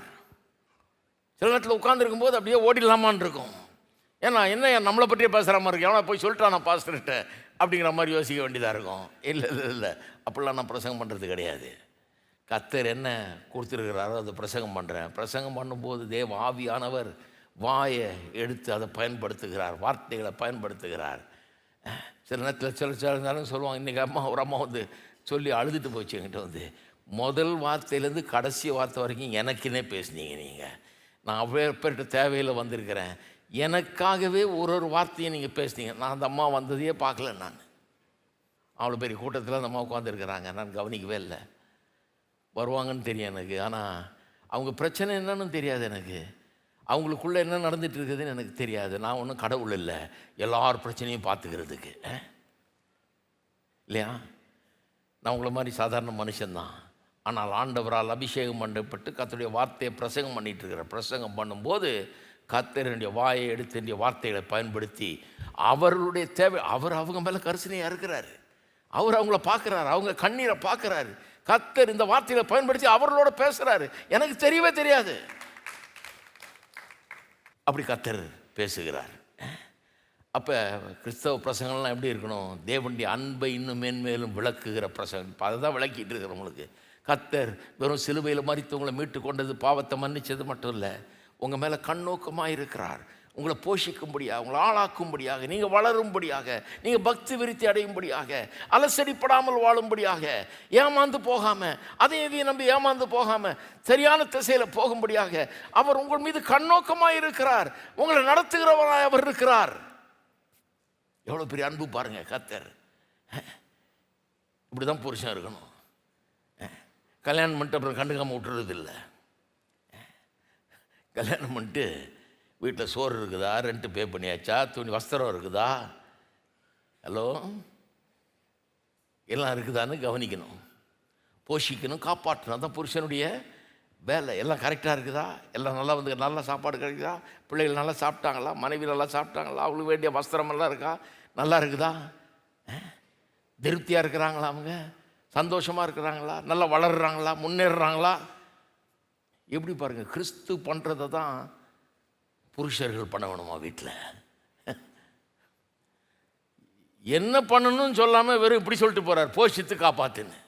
ஏன்னா அதுதான் அவர் பண்ணார், நீயும் அதே மாதிரி பண்ணுன்றார். நீங்கள் பண்ணி பாருங்கள், சூப்பர் ஆகிடும், குடும்பமே வேறு மாதிரி ஆகிவிடும். பெரிய லிஸ்ட்டு போட்டு கொடுக்கல, இது பண்ணி நீ பாத்திரம் விளக்கு டெய்லி, நீ வீட்டை பெருக்கு டெய்லி, அதெல்லாம் சொல்லலை வேதம், அப்படிலாம் சொல்லலை. சில கணக்கு வச்சுட்டு இருக்கிறாங்க. நான் பாருங்கள் இந்த வாரம் முழுக்க பெருக்கணுங்க, அவர் தான் பாத்திரம் விளக்கணும், அவர் செய்யவே இல்லை இந்த வாரம். கணக்கு எழுதி வச்சுருக்கிறாங்க, அக்கௌண்ட் புக்கு மாதிரி. நான் 50% என்னது செஞ்சுட்டேன், அவர் 30% தாங்க செஞ்சுருக்கிறார், மீதி 20% இல்லை, அதனால தான் எனக்கு பிடிக்கல. இல்லை இல்லை, கிறிஸ்து அன்பு வர்றது போல் அன்பு வந்தால் நீங்கள் கற்றுக்குவீங்க. நாம் அவருக்கு செஞ்சதை காட்டிலும் அவர் நமக்கு அதிகமாய் செய்திருக்கிறார். அவர் நம்மகிட்ட கணக்கு போட்டு நீ 50% பண்ணு, நான் 50% பண்ணுன்னா தொலைஞ்சுது, அவ்வளோதான் இல்லையா? நாம் செய்கிறத காட்டிலும் அவர் ரொம்ப அதிகமாய் செய்திருக்கிறார். சரி, அவருடைய அன்பை நாம் அறிந்து கொள்ள அவரை நாம் அதிகமாக அன்பு கூறுறோம். அன்பு குறித்து பிரசங்கம் பண்ணலன்னா, கிறிஸ்துவின் அன்பை விளக்கி போதிக்கலைன்னா, அந்த காலத்தில் நாங்கள்லாம் பாட்டு பாடுவோம், நாங்கள் பாட்டு நடத்தினா அங்கே ஒருத்தர் சைடில் நிற்பார், ஒருத்தர் அவர் வந்து போடு போடு போடுப்பார், சத்தம் போட்டு இருப்பார். ஏன்னா ஜனங்களை உற்சாகப்படுத்துகிறாங்க. ஏன்னா அவங்க யாருக்கும் பாட்டு வராது, வாயை திறக்க மாட்டாங்க, கையை தட்ட மாட்டாங்க. என்ன வடை சுடுற மாதிரி தட்டிகிட்டு இருக்காரு, நல்லா தட்டு, சத்தமாக பாடு அப்படின்னு கூச்சல் போட்டுகிட்டே இருப்பார் இவர். எல்லோரும் ஒரு 3 அல்லேலியா சொல்லுங்கன்னா கரெக்டாக 3 அல்லேலியாவோடு நிறுத்திடுவாங்க. அதுக்கு மேலே ஒரு அல்லேலியாவும் வராது. ஏன்னா உள்ளத்தில் இல்லையே, கர்த்தர் அன்பு கூறுற அன்பு இல்லையே. எல்லா கையை கொஞ்சம் அசைங்க பார்க்கலாம் அப்படின்னு அப்படி அசைச்சு காமிப்பாங்க. அதெல்லாம் இங்கே பண்ணுறதே கிடையாது, கவனிச்சிங்களா? அதெல்லாம் நிறுத்தி 40 வருஷம் ஆச்சு, ஒழிச்சாச்சு அதெல்லாம். இங்கே எப்படின்னா, கிறிஸ்து நம்ம எப்படி அன்பு கூறுகிறார் என்பதை சொல்லி விளக்கி பிரசங்கம் பண்ணுறோம் ஒவ்வொரு வாரம். அவர் உங்கள் மேல் கண்ணோக்கமாக இருக்கிறார், உங்களை காண்கிறார், உங்களை நேசிக்கிறார், உங்களை கைவிட மாட்டார். உங்கள் காரியெல்லாம் அவருக்கு தெரியும், அவர் உங்களை பார்க்குறாரு, அன்பு கூறுறார், உங்களை போஷிக்கிறார், உங்களை காப்பாற்றுகிறார். இப்படிங்கிறத விளக்கி போதிக்கிறோமா? பாட்டு பாடும்போது தானாக கை தட்டுது, பாட்டு பாடும்போது தானாக கை உயருது, தானாக சத்தம் வருது. ஒருத்தர் சொல்கிறார், எல்லாம் பாடுறாங்க அவங்க சர்ச்சில்ன்றாரு. ஆமாம், ஏன்னா பிரசங்கம் வந்து எல்லாம் பாடுற மாதிரி ஒரு பிரசங்கம். எல்லாம் பாடுற மாதிரி பிரசங்கம்னா பாடுன்னு சொல்லிட்டு இருக்க முடியாது, கத்துன்னு சொல்ல முடியாது. நிறைய நேரம் பிரசங்காருங்க கத்தே தொண்டை தண்ணி போகுது அவங்களுக்கு. கத்துனா தான் இவங்களும் ஏதோ பண்ணுற மாதிரி இவங்களுக்கும் நினைப்பாயிடுது. ஓன்னு கூச்சல் போட்டு தொண்டை தண்ணியெல்லாம் போய், நான் அதெல்லாம் பண்ணுறதில்லை. நான் சாதாரணமாக உங்கள்கிட்ட சந்திச்சேன்னா அப்படி பேசுவோம், அப்படி தானே பேசிகிட்டு இருக்கிறேன். ஒரு 2 பேர்கிட்ட நின்று பேசணுன்னா அப்படி பேசுவோம், அது மாதிரி தான் இப்போ பேசிகிட்டு இருக்கிறேன். ஏன்னா ஒன்றும் கூச்சல் போட வேண்டியதில்லை, பெரிய சத்தம் போட வேண்டியதில்லை, ஒன்றும் போட வேண்டியதில்லை. இவ்வளோ பேர் இருக்கிறனால மைக்கை யூஸ் பண்ணுறோம், வேறு ஒன்றும் இல்லை. அதெல்லாம் ஒன்றும் போட வேண்டியதில்லை. அப்புறம் எப்படிங்க ஒரு கூச்சல் போட்டு ஒரு அசைக்கணுமே? நான் ஒரு இடத்துக்கு போயிருந்தேன் பாருங்கள், நாகர்கோவிலில் ஒரு பிரசங்கியார் கூட ட்ராவல் பண்ணிட்டு இருந்தேன். அந்த காலத்தில் அவருக்கு பாடகனாக இருந்தேன். ஒரு பெரிய பிரசங்கியாருடைய இடத்துக்கு போனாங்க. ஒரு பைபிள் காலேஜ் இருந்தது, அவர் போதிச்சிட்டு இருக்கிறாரு இதை ஸ்டூடெண்ட்ஸுக்கு. நானும் போய் காலையில் சும்மா இருந்தேன், என்னால் போய் உட்காந்தேன், என்ன தான் போதிக்கிறாருன்னு பார்க்கலாம். அவர் சொன்னார், பரிசுத்த ஆவியானவர் சபையை அசைக்க வேண்டும், நீ நடத்தும் போது. அவர் அசைக்கலன்னா நீயாவது அசைச்சு தொலை, இல்லைன்னா ஊழியத்துக்கு வராத. நிறைய பேர் அங்கே படிச்சுட்டு வந்திருக்காங்க போல இருக்குது. அதனால் பரிசுத்த ஆவியானவர் வந்தாரோ இல்லையோ, அசைச்சாரோ இல்லையோ, இவங்களாவது ஏதாவது கூச்சல் போட்டு அசைக்கிற வேலையில் இறங்கிடுறாங்க. நான் சீக்கிரமாக அதை கண்டுபிடிச்சிட்டேன். நம்ம கூச்சல் போட வேண்டியதில்லை, அசைக்க வேண்டியதில்லை. கர்த்தருடைய அன்பை, அவருடைய அற்புதமான அன்பை எடுத்து ஜனங்களுக்கு நிதானமாய் சொன்னால் போதும், அமர சொன்னால் போதும், சைலண்டாக சொன்னால் போதும். சொன்ன உள்ளம் அன்பினால் பொங்குகிறது. ஜனங்கள் கர்த்தரை அன்பு கூறுகிற விதம் வந்து மாறிடும். அதிகமாக அவரை அன்பு கூறுவார்கள். அந்த அன்பு வெறும் சபையில் வந்து பாட்டு பாடும்போது மட்டும் இல்லை, வெளியே போகும்போது அன்பினால் நிறைந்தவர்களாய், கர்த்தரை அன்பு கூறுகிறவர்களாய், அவருக்காகவே வாழுகிறவர்களாய் மாறுவார்கள். இருக்கீங்களா? அதனால் நமக்காக சிலுவையில் மரித்தார்ன்றதை பிரசங்கம் பண்ணணும். ஏன்னா சிலுவை அப்படி பிரசங்கங்கள் மையமாக இருக்கணும், அதோடு நிறுத்திடக்கூடாது. ஏன்னா அவர் மரித்து அதோடு விட்டுறல, மரித்து உயிரோடு எழுந்து நம்ம ரட்சித்தது மட்டும் இல்லை, தொடர்ந்து நம்மை நடத்துகிறார், நம்மை காக்கிறார், நம்மை போஷிக்கிறார். நம்ம எப்படி போஷிக்கிறார், நம்மளை எப்படி நடத்துகிறார், எப்படி கண்காணிக்கிறார், நம்ம மேலே எவ்வளோ கரிசனையாக இருக்கிறார் என்பதை தொடர்ந்து நாம் போதிக்க வேண்டும். சரி, ஏன் இதெல்லாம் பண்ணுறாரு? சபையை தமக்கு முன் நிறுத்தி கொள்வதற்காக. எப்படி நிறுத்தி கொள்வதற்காக? இங்கே எபேசியரில் 5ஆம் அதிகாரத்தில் பார்த்தீங்கன்னா எபேசியர் 5ஆம் அதிகாரத்தில் மறுபடியும் போங்க சொல்கிறேன். எபேசியர் 5ஆம் அதிகாரத்தில் பார்த்தீங்கன்னா 27ஆம் வசனம் சொல்லுகிறது, கரை திரை முதலானவைகள் ஒன்றுமில்லாமல் பரிசுத்தம் பிழையற்றதுமான மகிமை உள்ள சபையாக அதை தமக்கு முன் நிறுத்திக் கொள்வதற்காக. கர்த்தர் உங்களை என்னையும் மகிமையுள்ள சபையாக நிறுத்திக்கொள்ளும். மகிமையுள்ள சபைன்னு என்ன அர்த்தம்? மகிமைன்றது ஒரு பெரிய ஆவிக்குரிய வார்த்தையாயிடுச்சு, அதனால் சரியாக விளங்க மாட்டேங்குது. அதனால் ரொம்ப பூமிக்குரிய ஒரு வார்த்தையை சொல்கிறேன். பெர்ஃபெக்டானவர்களாக தமக்கு முன் நம்மை நிறுத்தி கொள்ளும்படியாக, பூரண புருஷராக நம்மை நிறுத்தி கொள்ளும்படியாக, எந்த விதமான பாவமோ கரையோ திரையோ இல்லாமல் பரிசுத்தரும் பிழையற்றவர்களுமாக பர்ஃபெக்டாக தம் முன் நிறுத்தி கொள்வதற்காக அவர் இப்படி பண்ணுறாராம். எதுக்கு போஷித்துட்டு இருக்கிறாரு? எதுக்கு காப்பாற்றிட்டு இருக்கிறாரு? தமக்கு முன்பாக நம்மளை பர்ஃபெக்டாக ஒரு நாள் நிறுத்தப் போகிறார், பூரணராய் ஒரு நாள் நிறுத்தப் போகிறார் என்று சொல்லுது. அதை சொல்லும்போது மகிமையுள்ள சபையாக அதை தமக்கு முன் நிறுத்தி கொள்வதற்கு தம்மை தாமே ஒப்பு கொடுத்தாருன்றது இல்லையா? அது கொஞ்சம் வேறு மாதிரி டிரான்ஸ்லேட் பண்ணியிருந்தால் நல்லா இருந்திருக்கும். என்ன சொல்ல வர்றாரு? மகிமையுள்ள சபையாக அதை தாமே தமக்கு முன் நிறுத்தி கொள்ளும்படியாக தம்மை தாமே அதற்காக ஒப்பு கொடுத்தார். அந்த தாமே தமக்கு முன் நிறுத்தி கொள்வதான்னு சொல்லியிருந்தா நல்லா இருந்திருக்கும். ஏன்னா அதைத்தான் சொல்ல வர்றாரு. என்ன சொல்ல வர்றாரு? அதாவது ரட்சிப்பின் உபதேசத்தை இங்கே போதிச்சிட்டு இருக்கிறார். ரட்சிப்பில் என்ன உபதேசம்? ரட்சிப்பின் உபதேசம் என்ன சொல்லுகிறது? நம்முடைய ரட்சிப்பில் நமக்கு எந்த பங்கும் கிடையாது. நாம் செய்கிறது ஒன்றும் இல்லை. we are only recipients. நாம் அதை பெற்றுக்கொள்ளுகிறவர்கள். அவருடைய கிருபையை நாம் பெற்றுக்கொள்ளுகிறோம், அவ்வளோதான். அவர் கொடுக்கறத நம்ம வாங்கி கொள்கிறோம், அவ்வளோதான். ஒழிய நாம் எதையும் நடப்பிக்கல, நாம் எதையும் செய்கிறதுக்கு ஒன்றும் இல்லை. நமக்கு எந்த பங்கும் கிடையாது. ஆரம்பம் முதல் கடைசி வரை எல்லாத்தையும் அவரே பண்ணுறாரு. அவரே நம்மளை தேடி வர்றாரு, நம்மளை கண்டுபிடிக்கிறாரு. எல்லா ஜாதி ஜனங்கள் மத்தியில் நம்மை தெரிந்து கொள்ளுகிறார், நம்மை தமக்கு சொந்தமானவர்களை ஆக்குகிறாரு, செப்பரேட் பண்ணிடுறாரு, பிரித்து எடுத்துடுறாரு. ஒரு மனவாட்டியா நம்மோடு நிச்சயம் பண்ணப்படுகிறது அவருக்கு. அதன் பிறகு நம்மகிட்ட இருக்கிற 1000 பிழைகளை திருத்தி பரிசுத்தமாக்கி சுத்திகரித்து போஷித்து காப்பாற்றி எல்லாம் பண்ணி கடைசியில் அவரே உணர்ந்து தமக்கு முன்னால் நிறுத்தி கொள்கிறார். பொதுவாக பொண்ணு கல்யாணம் பண்ணும்போது அவங்க அப்பா அம்மா போஷித்து காப்பாற்றிருக்கிறாங்க, அவங்க அப்பா அம்மா படிக்க வச்சுருக்கிறாங்க, அவங்க அப்பா அம்மா வஸ்திரமெல்லாம் வாங்கி கொடுத்துருக்குறாங்க, அவங்க அப்பா அம்மா எல்லாம் பண்ணி அதனால தான் அவங்க கொண்டு வந்து உங்கள்கிட்ட கொடுக்குறாங்க. அயலில் நடந்து வந்து அப்பா என்ன பண்ணுறாரு? பிள்ளையை கூப்பிட்டு வந்து மகளை கூப்பிட்டு வந்து உங்களுக்கு கொடுக்குறாரு. இப்படி தான் கல்யாணத்தில் நடக்கும். ஆனால் இந்த கல்யாணம் வேறு.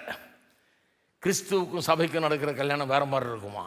அதில் எப்படின்னா இவரே வந்து இவரே தெரிந்து கொண்டு இவரே நம்மளை அழைத்து இவரே ஜீவனை கொடுத்து நம்மளை ரட்சித்து நம்மளை போஷித்து காப்பாற்றி எல்லா கரை இதரை எல்லாத்தையும் அகற்றி எல்லாத்தையும் பண்ணி இவரே தமக்கு முன்னாக தாமே தமக்கு முன்பாக நம்மை நிறுத்தி கொள்ளுகிறாராம். ஏன்னா இங்கே உங்கள் அப்பா இதை செய்யலை. உங்களை ரட்சிக்கிறது உங்கள் அப்பா இல்லை, ரட்சிக்கிறது வேற யாரும் இல்லை. உங்களை கொண்டாந்து இவர்கிட்ட கொடுக்கறதுக்கு பர்ஃபெக்டாக இவரே தான் வந்து இவரே தான் ரட்சித்து இவரே தான் பரிசுத்தமாக்கி இவரே தான் பர்ஃபெக்ட் ஆக்கி இவரே தமக்கு முன்னால் நிறுத்தி கொள்கிறார். Salvation is wholly the work of God. ரட்சிப்பு என்கிறது முழுக்க முழுக்க தேவனுடைய செயல் என்பதை போதிக்கிறதுக்காக தான் பவுல் அப்படி சொல்கிறார். அதனால தான் தாமே அதை தமக்கு முன் நிறுத்தி கொள்வதற்காக இப்படி தம்மை தாமே ஒப்பு கொடுத்தார். மொழிபெயர்து ரொம்ப நல்லா இருந்திருக்கும். சரி, அதான் சொல்ல வர்றார். அப்போ மகிமையுள்ள சபை, மகிமையுள்ள சபைன்னா அந்த சபையினுடைய கேரக்டரே, அந்த சபையினுடைய தன்மையே என்ன?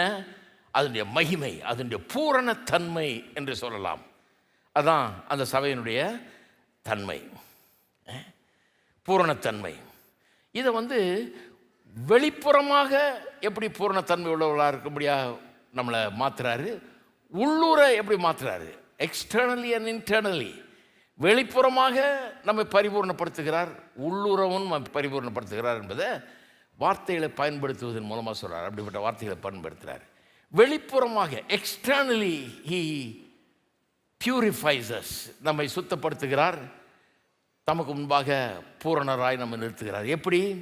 கரை திரை என்கிற 2 வார்த்தையை பயன்படுத்துகிறார். இங்கே ஒரே வார்த்தையாக வருது. அது இங்கிலீஷில் ஸ்பாட்ஸ் அண்ட் ரிங்கிள்ஸ்னு வருது. அதாவது கரைன்னா தெரியும் நமக்கு. இன்றைக்கி மழை பெஞ்சது, ரோட்டில் வந்தீங்கன்னா எவனாவது சகதியை நம்ம மேலே அடிச்சுட்டு போயிட்டே இருப்பான்.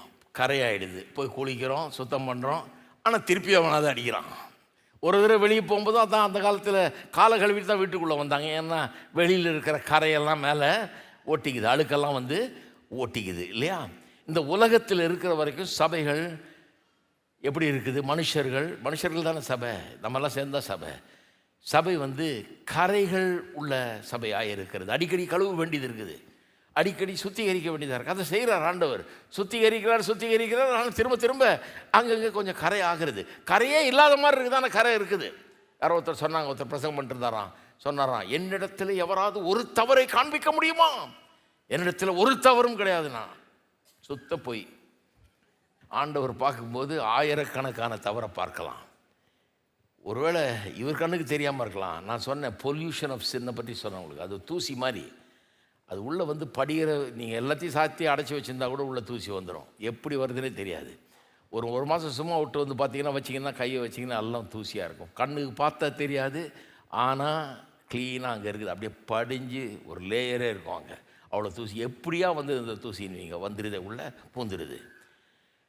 பாவம் என்கிறது நம்முடைய எல்லா வாழ்க்கையின் எல்லா அம்சத்தையும் தொடுகிறது. நம்முடைய எண்ணங்களை, விருப்பங்களை, சித்தத்தை, நம்முடைய மனதை, நம்முடைய இருதயத்தை, நம்முடைய செயல்களை எல்லாத்தையும் தொடுது. பாவம் தொடாத எந்த இடமும் கிடையாது. அதனால தான் டோட்டல் டிப்ரேவிட்டின்னு ஒரு உபதேசத்தை போதிக்கிறாங்க.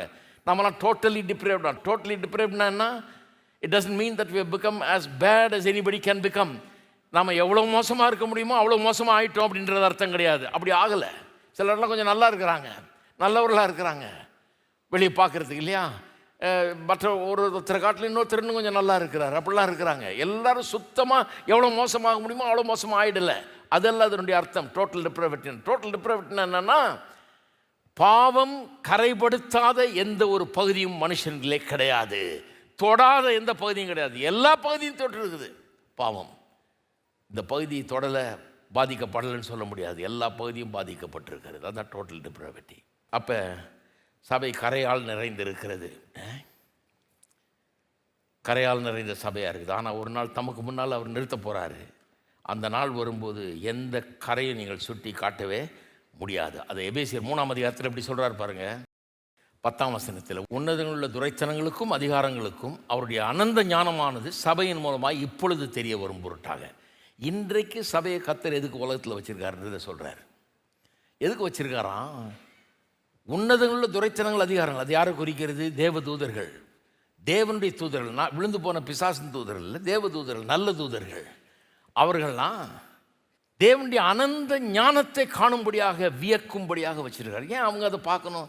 தேவனுடைய ஞானம் எப்படிப்பட்டதுன்னு. ஏன்னா மனுஷனை உண்டாக்கும் போது அவங்களுக்கு எல்லாம் தெரியும், மனுஷனை உண்டாக்குனது அவங்க பார்த்துட்டு தான் இருந்தாங்க.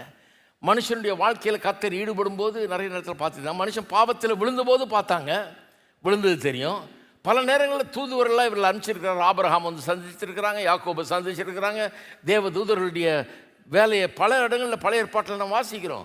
புதிய ஏற்பாட்டில் வரும்போது இயேசு பிறக்கும்போது அதுக்கு முன்னே மெய்ப்பொருளுக்கு அறிவித்தவர்கள் அவர்கள் தான். ஆனால் எதுக்கு அறிவிக்கிறோம்? எதுக்கு தேவகுமாரன் இங்கே வர்றாரு, பிறக்கிறாருன்னு அவங்களுக்கு தெரியல. பல காரியங்களை அறிவித்தாங்க, சொன்னாங்க. ஆனால் என்ன சொன்னாங்கன்னு அவங்களுக்கே புரியல. ஒரு மெசஞ்சர் பாய் மாதிரி தான் வேலை செஞ்சாங்க. போய் இதை சொல்லிட்டு வானா போய் சொல்லிட்டு வந்தாங்க, அவ்வளோதான். மெய்ப்பருக்கு சொல்லு, பூமியில் சமாதானம், மனுஷர் மேல் பெரிய, சொல்லிட்டு வா, போய் சொல்லிட்டு வந்தாங்க. என்ன நடக்குதுன்னு தெரியல. சிலுவையில் அறையப்படும் போது உருவிய வாளோடு காத்து கொண்டிருந்தார்கள். கர்த்தர் ஒரு வார்த்தை சொல்லியிருந்தாருன்னா வந்து சிலுவையில் வச்ச ஆளுங்களை ஒன்றுலமாக்கிட்டு இருப்பாங்க. இயேசுவே சொல்கிறார், என் பிதாவினத்தில் சொன்னால் ஏராளமான தூதர்களை அனுப்பி என்னை காப்பார். ஆனால் சொல்லலையே, அவரும் அனுப்பலை யாரையும். தேவதூதர்லாம் காத்துக்கிட்டு இருக்கிறாங்க, அனுப்புவாரான்னு. அனுப்பவில்லை. ஏன் விளங்கல தூதர்களுக்கு? என்னையா அது, குமாரன் இப்படி சாகுறாரு, துப்புறாங்க, அடிக்கிறாங்க, சிரிக்கிறாங்க, இப்படியெல்லாம் துன்புறுத்துறாங்க. பிதாவானவர் வேடிக்கை பார்த்துட்டு இருக்கிறாருன்னு விளங்கல அவங்களுக்கு. கடைசியில் உயிரோடு எழும்புறாரு. இவங்களை அங்கே வாட்ச்மேன் மாதிரி உட்கார வச்சிட்டார் கடவுள். வச்சு வரவங்களுக்கெல்லாம் சொல்ல, அவர் இங்கே இல்லை. செத்தவர்கள் மத்தியில் அவரை தேடாதீங்க, அவர் உயிரோட எழுந்துட்டாருன்னு சொல்கிறதுக்கு ஆள் வச்சு சொல்லிகிட்டு இருக்கிறான். ஆனால் என்ன நடந்ததுன்னா, எதுக்கு நடந்தது, என்ன நடந்ததுன்னு ஒன்றும் விளங்கலை.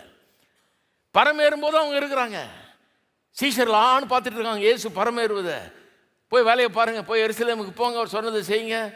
போனவர் அதே மாதிரி எப்படி போனாரோ அதே மாதிரி ஒரு நாள் திரும்ப வருவார்னு சொல்லி அவங்கள அனுப்புகிறாங்க தேவதூதர்கள். இவ்வளவு பண்ணுறாங்க, ஆனால் அவங்களுக்கு என்ன நடக்குதுன்னே புரியல. ஆனால் இப்பொழுது தேவனுடைய அனந்த ஞானம் அவர்களுக்கு விளங்குகிறது. அவர்கள் காலாகாலமாக என்ன நினச்சிட்டு இருக்காங்க, எப்படி தேவன் ரட்சிக்க போகிறார் சபையை, எப்படி மக்களை ரட்சிக்க போகிறார். பாவத்தின் சம்பளம் மரணம்ட்டாரு, பாவம் செய்கிற ஆத்மா சாகவே சாகுன்ட்டாரு. அப்போ மனுஷனை ரட்சிக்கவே முடியாதே, பாவம் செஞ்சா அதுக்கு தண்டனை சாவு, செத்துட்டான்னா அப்புறம் எப்படி அவனை ரட்சிக்கிறது? அவன் தான் போயிட்டான், அவ்வளோதான். அவனை தண்டிக்கவும் வேண்டும், அவனை ரட்சிக்கவும் வேண்டும். எப்படி செய்வார்? வழியே இல்லைன்னு நினச்சிட்டு இருந்தாங்க. கர்த்தர் ஒரு புது வழியை கண்டுபிடிச்சிட்டார். ஏன்னா வழி இல்லாத இடத்துல வழியை உண்டாக்குகிறவர் அவர். அவர் என்ன பண்ணார்? தன்னுடைய சொந்த குமாரனை அனுப்பிச்சு இந்த மரண தண்டனை அவருக்கு கொடுத்து இவனுக்கு பதிலாளாக அவரை ஆக்கி இவனுடைய மரண தண்டனையும் அவர் ஏற்றுக்கொள்ளும்படி செய்து, இவனுக்காக அவர் மரிக்கும்படி செய்து, தண்டனை அவர் சுமக்கும்படி செய்து, இவனை விடுதலையாக்கி இவனை தேவனுடைய பிள்ளையாக்கிட்டாரு. இதைத்தான் சபை பிரசங்கம் பண்ணுகிறது. அப்போ இதில் இப்படி ரட்சிக்கப்பட்டவர்கள் சபையில் இருக்கிறாங்க. தேவனுடைய சமூகத்தில் வர முடியாத பாவிகளாக இருந்த நாம், தகுதி இல்லாதவர்களாக இருந்தோம், தூரத்தில் இருந்த நாம் சொல்லி வேதம். தூரமாக இருந்தவர்கள் இப்போ கிட்டி சேர்ந்திருக்கிறோம். எப்படி சேர்ந்திருக்கிறோம்? அப்படி ரத்தத்தினாலே கிட்டி சேர்ந்திருக்கிறோம். தேவதூதர்கள் கண்கொள்ளா காட்சியை பார்த்துட்டு இருக்கிறாங்க. சபை என்கிறது அவர்களை பொறுத்தவரை பெரிய அற்புதம். ரட்சிக்க முடியாத மனிதர்களை எப்படி ரட்சித்தார் கர்த்தர்? எப்படி ரட்சிப்பு நடந்ததுங்கிறத அவர்கள் அலசி ஆராய்கிறார்கள். 1 பேதுரு 1ஆம் அதிகாரத்தில் சொல்லியிருக்கிறது, பரிசுத்தாவின் அபிஷேகத்தினால் நிறைந்து புதிய ஏற்பாட்டு பிரசங்கியார்கள் பிரசங்கிக்கும் போது எதை பிரசங்கிக்கிறார்களாம்?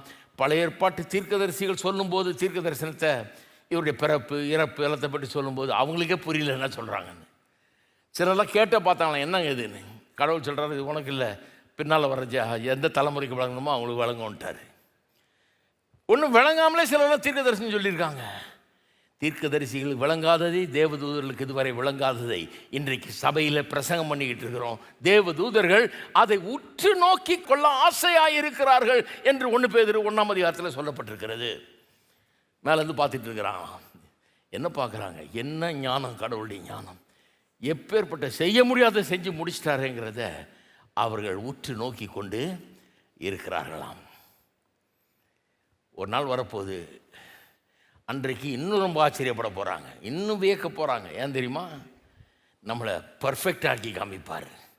ஆக்கிட்டு அவங்கள கூப்பிட்டு, வா இங்கே பாரு, ஏதாவது ஒரு கரை கண்டுபிடிக்க முடியுமா? ஏதாவது ஒரு ஸ்பாட்டு காமி பார்க்கலாம். இவன் எவ்வளோ பெரிய பாவியாக இருந்தான், அவனை ரட்சித்தேன், என் பிள்ளையாக்குனேன், எவ்வளோ குறைகள் இருந்தது, எவ்வளோ தவறு இருந்தது, எவ்வளோ பிழைகள் இருந்தது, எவ்வளோ கரை தரையெல்லாம் இருந்தது, ஒன்று காமி பார்க்கலான்னா அவன் தேடி தேடி பார்ப்பாங்களாம், ஒன்றுமே இருக்காது. அதை குறித்து பெருமைப்பட்டு கொள்வாராம் ஆண்டவர். என்னால் என்ன என்ன செய்ய முடிஞ்சது பார், நான் எப்பேற்பட்ட ரட்சகர்னு பாரு, எப்படி மகிமை உள்ளவனாக இவனை மாற்றிருக்கேன்னு பாருன்னு பெருமைப்பட்டு கொள்வாராம். இருக்கீங்களா? சரி, கரை சொல்லியாச்சு. திரைன்றது வந்து ரிங்கிள்னா சுருக்கம். அது எனக்கு இல்லை, வயசானவங்களுக்கு வர்றது அது இல்லையா? கொஞ்சம் வயசாகும்போது உண்மையாக எனக்கு எங்கே இருக்குது, என்னை பார்த்துட்டு இருக்கீங்களா? எனக்கு இல்லை, வயசானவங்களுக்கு வர்றது. வயசாகும்போது கொழுப்பெல்லாம் கரைஞ்சி மடிப்பாக வருது இல்லையா? அதைத்தான் ரிங்கிள்னு சொல்கிறோம். இங்கிலீஷில் அப்படி தான் ட்ரான்ஸ்லேட் பண்ணியிருக்கிறாங்க. அந்த ரிங்கிள் எதுக்கு அடையாளமாக இருக்குது? வயசாகிடுச்சுன்றதுக்கு அடையாளம். சில நேரத்தில் வியாதி உள்ளே இருந்ததுனால அந்த கொழுப்பெல்லாம் கரைஞ்சி மடிப்பாக உண்டாகிறது. சில நேரத்தில் பல டென்ஷன், கவலைகள், பாரங்கள் இதோடையே வாழ்கிறாங்க சிலர். அது அப்படிப்பட்ட சுருக்கங்களை சரீரத்தில், தோலில் உண்டாக்குகிறது. அப்போ இந்த சுருக்கங்கள் எதனால் வருது? நிறைய நேரத்தில் உள்ளே ஏதோ கோளாறு, சரீரம் பழசாகிட்டு இருக்குது, வயசாகிட்டு இருக்கிறது, அல்லது கவலை பாரத்தால் நிறைஞ்சிருக்கிறது. இப்படி பல பிரச்சனைகள்னால சரீரத்தில் ஒரு மாற்றம் ஏற்படுகிறது வெளியே. ஏன்னா உள்ள சில மாற்றங்கள் உண்ட, வயசாகுது அல்லது ஏதாவது பிரச்சனைகள் இருக்குது, இதன் மூலமாக தான் சுருக்கங்கள் ஏற்படுகிறது. ஆனால் நம்ம கொண்டு போய் தமக்கு முன்பாக ஒரு நாள் நிறுத்த போகிறார். அப்போது எந்த சுருக்கமும் இருக்காதான், எந்த சுருக்கமும் இருக்காதான். எப்படி எந்த சுருக்கமும் இருக்காது? எப்படி திடீர்னு எல்லா சுருக்கமும் மறைஞ்சு போகும்? ஏன்னா அவர் அப்படி பண்ணிடுவாராம். அதை குறித்து சங்கீதக்காரன் சொல்லுகிறான். 110வது சங்கீதத்தில் பாருங்கள், அதை ஒரு காட்சியாக கண்டு சங்கீதக்காரன் விவரிக்கிறான். 110வது சங்கீதம் 3வது வசனம். உமது பராக்கிரமத்தின் நாளிலே உம்முடைய ஜனங்கள் மனப்பூர்வமும் பரிசுத்த அலங்காரம் உள்ளவர்களாக இருப்பார்கள். பரிசுத்த அலங்காரம் உள்ளவர்களாக அப்படியே பியூட்டிஃபுல்லாக இருப்பாங்கன்றான். விடியற்காலத்து கற்பத்தில் பிறக்கும் பனிக்கு சமானமாய் உம்முடைய யௌவன ஜனம் உமக்கு பிறக்கும். இதன் அர்த்தம் என்னென்னா, தமிழ் ரொம்ப எங்கேயோ ஓவர போகுது. இது பெரிய புலவராக இருக்கணும் போல இருக்குது வியாக்கியானம் பண்ணுறதுக்கு. இதனுடைய அர்த்தம் என்னென்னா, சபை தன்னுடைய இளமை பருவத்திற்கு திரும்பும். சபை பாருங்கள், பல நேரங்களில் இந்த பூமியில் இருக்கும்போது வலுவிழந்து விடுகிறது. அதுக்குள்ளே சில கோளாறுகள் வந்துடுது. வயசாகிற மாதிரி சில வியாதிகள் வர்ற மாதிரி சபைக்குள்ளே சில வியாதிகள் நுழைஞ்சிருது. பாருங்கள், ஆவிக்குரிய சில தவறுகள் நுழைஞ்சிருது. தவறுகள் நுழைஞ்சது மூலமாக எஃபெக்டிவாக இருக்க முடியல. முன்னிருந்த மாதிரி பலமுள்ள சபையாக இருக்க முடியல. அநேகரை கவருகிற சபையாக இருக்க முடியல. இழுக்கிற சபையாக இருக்க முடியல. இப்படி சபை கிறிஸ்துவனுடைய சபையாக இருந்தாலும் பல குறைகள் இப்படி இந்த பூமியில் சபையை பல குறைகளால் இந்த பாவ உலகம் நிரப்புகிறது. பாருங்கள், அதனால் பாதிக்கப்படுகிறது. சபை வலுவிழந்து பொலிவிழந்து காணப்படுகிறது.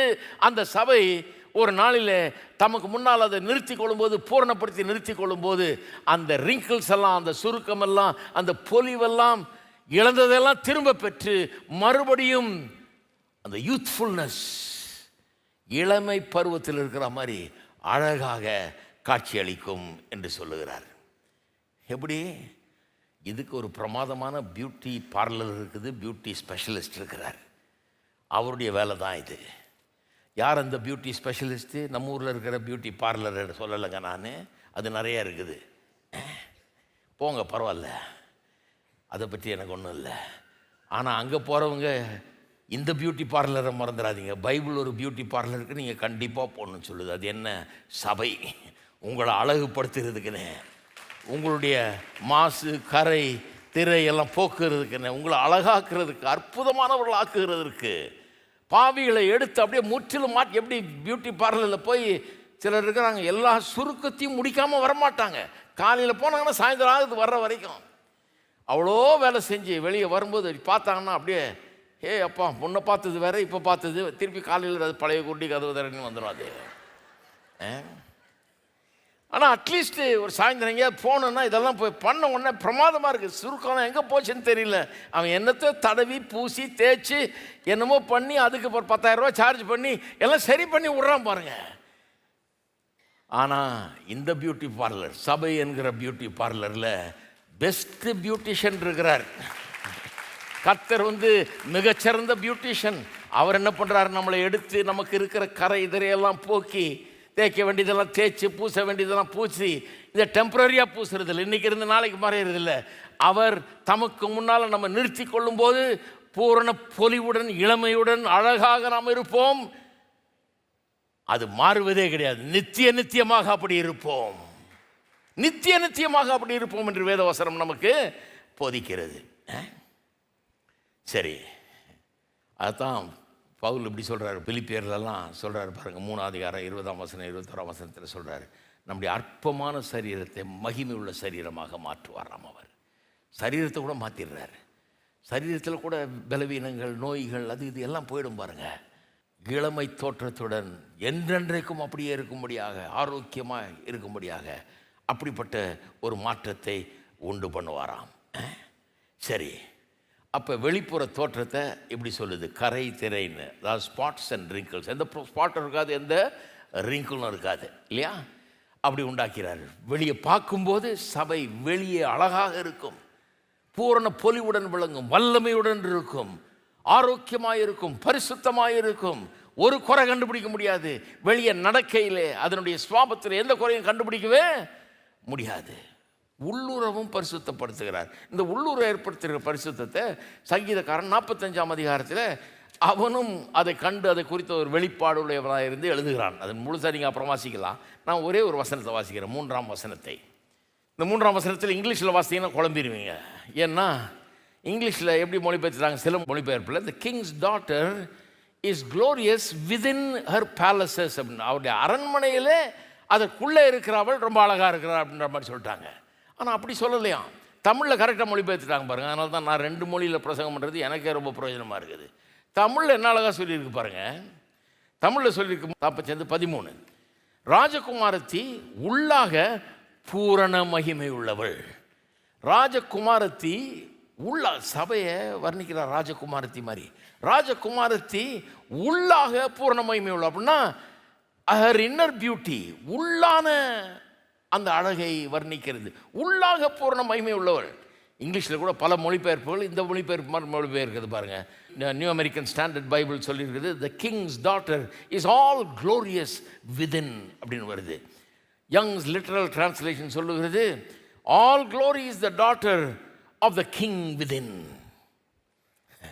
தான் பூரண மகிமை உள்ளவளாக இருக்கிறாள், உள்ளான விதத்தில் பூரண மகிமை உள்ளவளாக இருக்கிறாள் தான் வலியுறுத்துகிறாங்க. இப்படி பல மொழிபெயர்ப்பு, ஒரு 4 மொழிபெயர்ப்பு லிஸ்ட் பண்ணியிருக்கேன். பல மொழிபெயர்ப்புகள் இது சரியான விதத்தில் அப்படி மொழிபெயர்ப்பு. என்ன சொல்ல வர்றாங்க? சபையானது பூரண மகிமை உள்ளதாக இருக்கும். எப்படி? வெளியே மட்டும் இல்லை, கரைதரை நீங்கிறது மட்டும் இல்லை, உள்ளேயும் பரிசுத்தமானதாக இருக்கும். இங்கே 2 வார்த்தை பயன்படுத்துகிறார், பரிசுத்தமும் பிழையற்றதும்னு.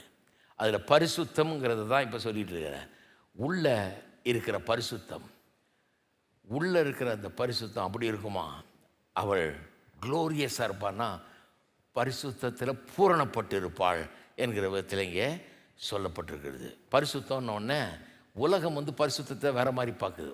ஒருத்தர் பரிசுத்தமாக இருக்கிறாரு அல்லது நீதி உள்ளவர்னு சொன்னால் உலகம் எப்படி அவரை பார்க்குதுன்னா, பரிசுத்தம் அல்லது நீதினா என்னென்னு புரிஞ்சு வச்சுருக்குது உலகம்.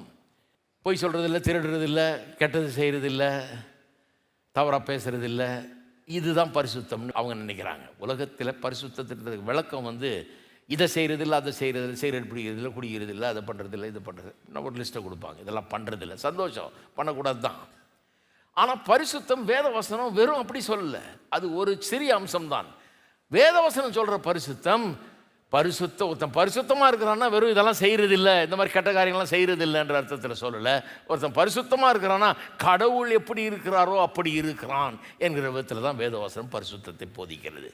கடவுளை போல ஒருத்தன் இருக்கிறாங்கிறது தான் போதிக்கிறது. அப்போ அப்படிப்பட்ட ஒரு பாசிட்டிவ் ஹோலினஸ், அப்படிப்பட்ட ஒரு பரிசுத்தம், அதனால் நம்ம நிரப்புகிறார். உள்ள அந்த அழகு, அந்த பரிசு, உள்ள பூரண அழகு பரிசுத்தத்தினால் தேவனைப் போல உள்ளம், தேவனைப் போல எண்ணம், தேவனைப் போல நினைவுகள், அப்படிப்பட்டவர்களாக நம்ம மாற்றப்படுகிறோம். அதுக்கப்புறம் பிழையற்றதுமானு சொல்லி அடுத்த வார்த்தையை பயன்படுத்துகிறார். இது உள்ளான அழகை குறிக்கிறது, பிழையற்றதும் என்கிறது. இதுக்காகவே தான் நம்மளை தெரிந்து கொண்டார்னு 1ஆம் அதிகாரத்திலே ஆரம்பிச்சிட்டார். அதை 1ஆம் அதிகாரம் 4ஆம் வசனத்தில் பார்த்தீங்கன்னா, எபேசியரில் தமக்கு முன்பாக நாம் அன்பில் பரிசுத்தம் உள்ளவர்களும் குற்றமில்லாதவர்களுமாய் இருக்கும்படி, அதாவது பிழை இல்லாதவர்களாக இருக்கும்படி அவர் உலகத் தோற்றத்துக்கு முன்னே கிறிஸ்துவுக்குள் நம்மை தெரிந்து கொண்டபடியே. உலக தோற்றத்துக்கு முன்னாலேயே கிறிஸ்துவுக்குள்ளே நம்ம தெரிந்து கொண்டாராம். எதுக்கு? இந்த நோக்கத்துக்காக, நம்மை பரிசுத்தமுள்ளவர்களும் குற்றமில்லாதவர்களாக, எந்த குறையும் சொல்லாதபடிக்கு அப்படி மாற்றுவதற்காக பூரணரை ஆக்கும்படியாகவே தெரிந்து கொண்டார்னு 1ஆம் அதிகாரத்திலே சொல்லிட்டார். மியூசிக் மாதிரி எழுதுகிறார் பாருங்கள். இந்த எபிசோடில் பவுல் எனக்கு ரொம்ப பிடிக்குது பாருங்கள். அவர் எப்படி எழுதுகிறாருன்னா, இந்த மியூசிக் இப்போ இன்ட்ரடக்ஷன் வாசிக்கிறாங்கல்ல, பாட்டுக்கு இன்ட்ரோன்னு வாசிக்கிறாங்க, ஓவர்ச்சர்ன்னு சொல்லுவாங்க, இன்ட்ரடக்ஷன். அந்த இன்ட்ரடக்ஷன் வாசிக்கிறது பார்த்திங்கன்னா பாட்டுக்கு லீட் பண்ணுது அது. அதனால் இந்த பாட்டில் இருக்கிற சில அம்சங்கள் அதில் இருக்கும். அதே விதமான சில லைன்ஸ், டியூனோ அல்லது ரிதமோ எல்லாம் கலந்து அப்படியே வரும். ஆனால் அது அப்படியே மறைத்து வைக்கப்பட்டிருக்கும். அதில் கேட்டோன்னே பாட்டு மாதிரி தெரியாது, ஆனால் இந்த பாட்டினுடைய அம்சங்கள் அதில் இருக்குது. அதனால தான் கொண்டு பாட்டுக்குள்ளே அது விடுது. அது முடியும் போது கரெக்டாக பாட்டு ஆரம்பிக்கும் போது அதுக்கும் பெரிய சம்மந்தம் இருக்குது. அதுதான் இன்ட்ரடக்ஷன். இந்த நிருபத்தை எழுதும்போது இன்ட்ரடக்ஷன்லேயே அது சொல்லிட்டார். நம்மளை உலக தோற்றத்துக்கு முன்னால் தெரிந்து கொண்டு நம்மை பரிசுத்தமுள்ளவர்களும் குற்றமில்லாதவர்கள் ஆக்கும்படியாக அந்த நோக்கத்துக்காகவே தெரிந்து கொண்டான்னு சொல்லிட்டு அப்புறம் 5ஆம் அதிகாரத்தில் அதை முழுமையாக விளக்குகிறார். அதை அப்படியே டெவலப் பண்ணுறார். அப்போ நல்லா யோசித்து பாருங்கள், எப்படி சபை இருக்குமா? Perfect beauty. எந்த விதத்தில் பியூட்டி? வெளியிலேயும் பியூட்டி, உள்ளேயும் பியூட்டி. பார்க்கறதுக்கு வெளியிலேயும் அழகு, உள்ளேயும் அழகு. இந்த வார்த்தைகள், எந்த வார்த்தைகள்? கரை திரைன்ற வார்த்தை, பரிசுத்தம் பிழையற்றதுங்கிற வார்த்தையெல்லாம் கரை திரை இல்லாமல் இருக்கிறதுன்றது வெளிப்புறமான அழகையும், பரிசுத்தம் பிழையற்றதுமாக இருக்கிறது உள்ளான அழகையும் வர்ணிக்கக்கூடிய விதத்தில் அந்த வார்த்தைகள்லாம் பயன்படுத்தப்பட்டிருக்கிறது. இந்த மேகசின்லலாம் பார்த்தீங்கன்னா, பிரைடல் மேகசினில் நல்ல நல்ல மாடல்களை வச்சு, பெண்களை வச்சு உடுத்தி, இந்த கல்யாண பெண்ணுங்க போடுற உடுப்புகளை உடுத்தி விட்டு அழகாக படம் போடுறாங்க. இதை பார்த்தா அவங்க கல்யாணம் பண்ணலாம் போய் துணி வாங்குகிறாங்க. அதில் பார்க்கும்போது ஆஹா என்ன அழகாக இருக்குது பொண்ணு அப்படின்னு நினைக்கிறோம். ஆனால் அதை காட்டிலும் பல கோடி மடங்கு பெருக்கி பார்த்தாலும் இந்த சபையினுடைய அழகுக்கு ஈடாகாது. இந்த அழகை எப்படி வர்ணிக்கிறது? அப்படிப்பட்ட அழகால் ஆண்டவர் நம்மை மாற்றுகிறார் என்பதுதான் இதனுடைய போதனை. சரி, அப்போ நான் கேட்குற விசுவாசிகளை, பியூட்டி பார்லருக்கெல்லாம் கரெக்டாக போயிடுறீங்க, ஆனால் இந்த பியூட்டி பார்லருக்கு கரெக்டாக வரீங்களா? அந்த பியூட்டி பார்லருக்கு போயிட்டு தேய்ச்சி தேய்ச்சி தேய்ச்சி இதெல்லாம் தேஞ்சு போயிட போகுது பார்த்து. இந்த பியூட்டி பார்லருக்கு வந்தீங்கன்னா புறம்பான மனுஷன் அழிந்தாலும் உள்ளான மனுஷன் நாளுக்கு நாள் புதுப்பிக்கப்பட்டு வயசு ஆக ஆக முன்ன இருந்ததை விட அழகாயிடுறோம். ஆமாம், 30 வயசில் முடி கருகருன்னு இருந்தது, நல்லா இருந்தேன். ஆனால் இப்போ வயசு 70க்கு மேலே ஆச்சு, இப்போ உள்ள இன்னும் அழகானவன் ஆகிட்டேன். ஏன்னா நல்ல வளர்ச்சி, முதிர்ச்சி, அறிவு இதெல்லாம் வந்து சேர்ந்துருக்குது பாருங்கள். உள்ள இன்னும் அழகு வந்து அந்த பொலிவு வந்துருச்சு உள்ள. அப்போ இது வந்து அழியாத அழகு, அது வந்து அழிஞ்சு போகிற. ஒரு காற்று அடிச்சதுன்னா பறக்க வேண்டியதெல்லாம் பறந்துடும். ஒரு சொட்டு மழை விழுந்ததுன்னா மேக்கப்பெல்லாம் கலைஞ்சிரும். ஆனால் இந்த பியூட்டி பார்லருக்கு வந்து இந்த பியூட்டி எக்ஸ்பர்ட் உங்கள் மேலே வேலை செஞ்சால் தம்முடைய வார்த்தையை கொண்டு உங்களை சுத்தமாக்குறான், கழுவி கரைதரையெல்லாம் அகற்றி பரிசுத்தம் பிழையற்றவர்களாகிறான். நீங்கள் என்றென்றைக்கும் நித்தியமாய் அழகாக அற்புதமாக இருப்பீர்கள் என்பது தான் செய்தி. அதுதான் செஞ்சிட்ருக்கார். உங்கள் மேலே கரிசனை உள்ளவராக இருக்கிறார். உங்களை மகிமை உள்ள மக்களாய் ஆக்க வேணும் என்பது தான் அவருடைய குறிக்கோள். உங்களை எப்படி ஒன்றும் இல்லாமாக்குறதுன்றது இல்லை, உங்களை எப்படி கஷ்டப்படுத்துறதுக்கு இல்லை, உங்களை எப்படி அழகாக்கணும் அருமையாக்கணுங்கிறது தான் யோசிச்சுட்டு இருக்கிறார். அப்போ நீங்கள் நினைக்கலாம், என்னையா திருமண வாழ்க்கையை பேசுகிறேன்ட்டு வேறு எதையோ பேசிகிட்டு இருக்கிறீங்களே. அதான் சொன்னேன் முதல்லையே, திருமண வாழ்க்கையை பற்றி பேசுகிறோமா அல்லது சுவிசேஷத்தை பேசுகிறோமான்னு தெரியாது. ஏன்னா திருமண வாழ்க்கையை சுவிசேஷத்தை சித்தரிக்கும்படியாக ஏற்படுத்தப்பட்ட ஒன்று தேவனால். சுவிசேஷத்தை நல்லா புரிஞ்சுக்கிட்டால் திருமண வாழ்க்கையை புரிஞ்சுக்கலாம். அப்போ திருமண வாழ்க்கையை குறித்து இது என்ன சொல்லுது? புருஷர்களுக்கு ஏதோ சொல்லுதுங்களே, என்னையா சொல்லுது? ஒன்றும் இல்லைங்க. புருஷர்களுக்கு ரெண்டு லைனில் சொல்லிடலாம். அதை புருஷர்கள் எப்படி நடந்து கொள்ள வேணும்னா ஒரே பதில், கிறிஸ்துவை போல நடந்து கொள்ள வேண்டும். கிறிஸ்து எப்படி சபையில் அன்பு கூறுறாருன்னு பார்த்து, அவர் என்னெல்லாம் செய்கிறாருன்னு பார்த்து அதையே செய்து, இப்போ இவ்வளோ நாளும் பிரசங்கம் பண்ணேன், அதை அப்படியே கொண்டாந்து குடும்பத்தில் நீங்கள் செய்தீங்கன்னா அதுதான் சரியான. அப்படி செய்யும்போது என்ன ஆகும்னா, நீங்கள் பொண்டாட்டியை கல்யாணம் பண்ணி கொண்டரும்போது அவள் எப்படி இருந்தாலோ அதை காட்டிலும் மிகவும் அற்புதமானவளாக, ஆசீர்வாதமானவளாக, சிறந்தவளாக அவள் விளங்குவாள். தகப்பன் வீட்டில் இருந்த காட்டிலும் உங்கள் வீட்டுக்கு வந்த பிறகு பெரிய இம்ப்ரூவ்மெண்ட் இருக்கும். சிலர் பாருங்கள், தகப்பன் வீட்டில் நல்லா இருந்தாங்க, இங்கே வந்த பிறகு நொந்து போயிட்டாங்க. ஏன்னா திருமண வாழ்க்கையில் புருஷன் எப்படி இருக்கணும்னு தெரியாமல் இருந்ததுனால அப்படி கோட்டை விட்டாச்சு. நல்லா இருந்த பொண்ணை கொண்டாந்து இங்கே வந்து அலங்கோலமாக்கி வச்சிருக்கிறாங்க. ஆனால் கர்த்தர் சொல்கிறாரு, புருஷர்களே உங்கள் மனைவிகள் அன்பு கூறுங்கள், கிறிஸ்து சபையில் அன்பு கூர்ந்தது போல் அன்பு கூறுங்கள். எப்படி அன்பு கூர்ந்தாரு? ரட்சிக்கிறாரு, பரிசுத்தப்படுத்துகிறாரு, பர்ஃபெக்ட் ஆக்குகிறாரு, அழகும் பொலிவும் கொடுத்து ஜொலிக்க பண்ணுகிறார். அப்படி பண்ணுங்கன்றாரு. எத்தனை பேர் சொல்கிறீங்க பண்ண முடியும்னு? சில சொல்கிறாங்க, எப்படியா அது அவர் பண்ணுவார், நம்ம சாதாரண கொஞ்சமாவது பண்ணுங்களேன். அவர் தான் மாடலாக இருக்கிறார், அவரை தான் மாடலாக வைக்கிறாரு. அதில் ஒரு 50% பண்ணிங்கன்னா கூட உங்கள் குடும்பம் எங்கேயோ போயிடும். உங்களுடைய வாழ்க்கை எவ்வளவு சிறப்பானதாக மாறும், சந்தோஷமானதாக மாறும். அவர் தான் மாடல். அவர் செய்கிறத நீங்கள் உங்கள் மனைவிக்கு செய்யுங்க. நான் சொல்லுகிறேன், சந்தோஷம் மகிழ்ச்சியும் உங்கள் வீடுகளை வந்து நிரப்பும். நம்ம எல்லாரும் தயவு செய்து எழுந்து நிற்போம். எல்லாரும் கரங்களை ஊற்றி கர்த்தரை ஸ்தோத்தரிப்போம். ஸ்தோத்திரம். பரலோக பிதாவே, துதிக்கிறோம், ஸ்தோத்தரிக்கிறோம். இந்த மாலை வேளையில் நம்ம நோக்கி பார்க்கிறோம். கர்த்தாவே, என்று கேட்ட சத்தியங்கள் உள்ளத்தில் ஆழமாய் ஒரு பெரிய மாற்றத்தை எங்களுக்குள்ளே உண்டு பண்ணட்டும். புருஷர்களே உங்கள் மனைவியில் அன்பு கூறுங்கள், கிறிஸ்து சபையில் அன்பு கூர்ந்தது போல் அன்பு கூறுங்கள் என்று சொல்லி அற்புதமாய் கிறிஸ்து எங்களில் அன்பு கூர்ந்தது எப்படி என்பதை விளக்கி எங்களுக்கு நீர் காண்பித்தீரே உங்களுடைய வார்த்தையில். அதுக்காக உமக்கு நன்றி. இது எங்கள் உள்ளத்தை தொடரட்டும், இது எங்கள் வாழ்க்கையை கர்த்தாவே மாற்றட்டும். நாங்களும் அப்படி அன்பு கூற எங்களுக்கு கிருபை செய்வீராக. அதன் மூலமாக குடும்பங்கள் புது பொலிவு பெறட்டும், புது சந்தோஷத்தால் நிரம்பட்டும், மகிழ்ச்சியால் நிரம்பட்டும், நிறைவினால் நிரம்பட்டும், ஆசீர்வதிக்கப்படட்டும், குழப்பங்கள் தீரட்டும். கர்த்தாவே, எல்லா நல்ல காரியங்களும் அங்கே உண்டாக இருக்கட்டும். அப்படிப்பட்ட ஒரு பெரிய மாற்றத்தை அநேக வாழ்க்கையில் நீர் இதன் மூலமாக கொண்டு வரும்படி ஆளுமுக்கு ஸ்தோத்திரம். உமக்கு எல்லா கனமையும் துதி ஸ்தோத்திரத்தை எடுக்கிறோம். இயேசுவின் நாமத்திலே ஜெபிக்கிறோம். ஆமென். நம்முடைய கர்த்தராகிய இயேசு கிறிஸ்துவினுடைய கிருபையும் பிதாவாகிய தேவனுடைய அன்பும் பரிசுத்த ஆவியானவருடைய ஐக்கியம் நம் அனைவரோடும் இன்றைக்கும் என்றைக்கும் இருப்பதாக. ஆமென்.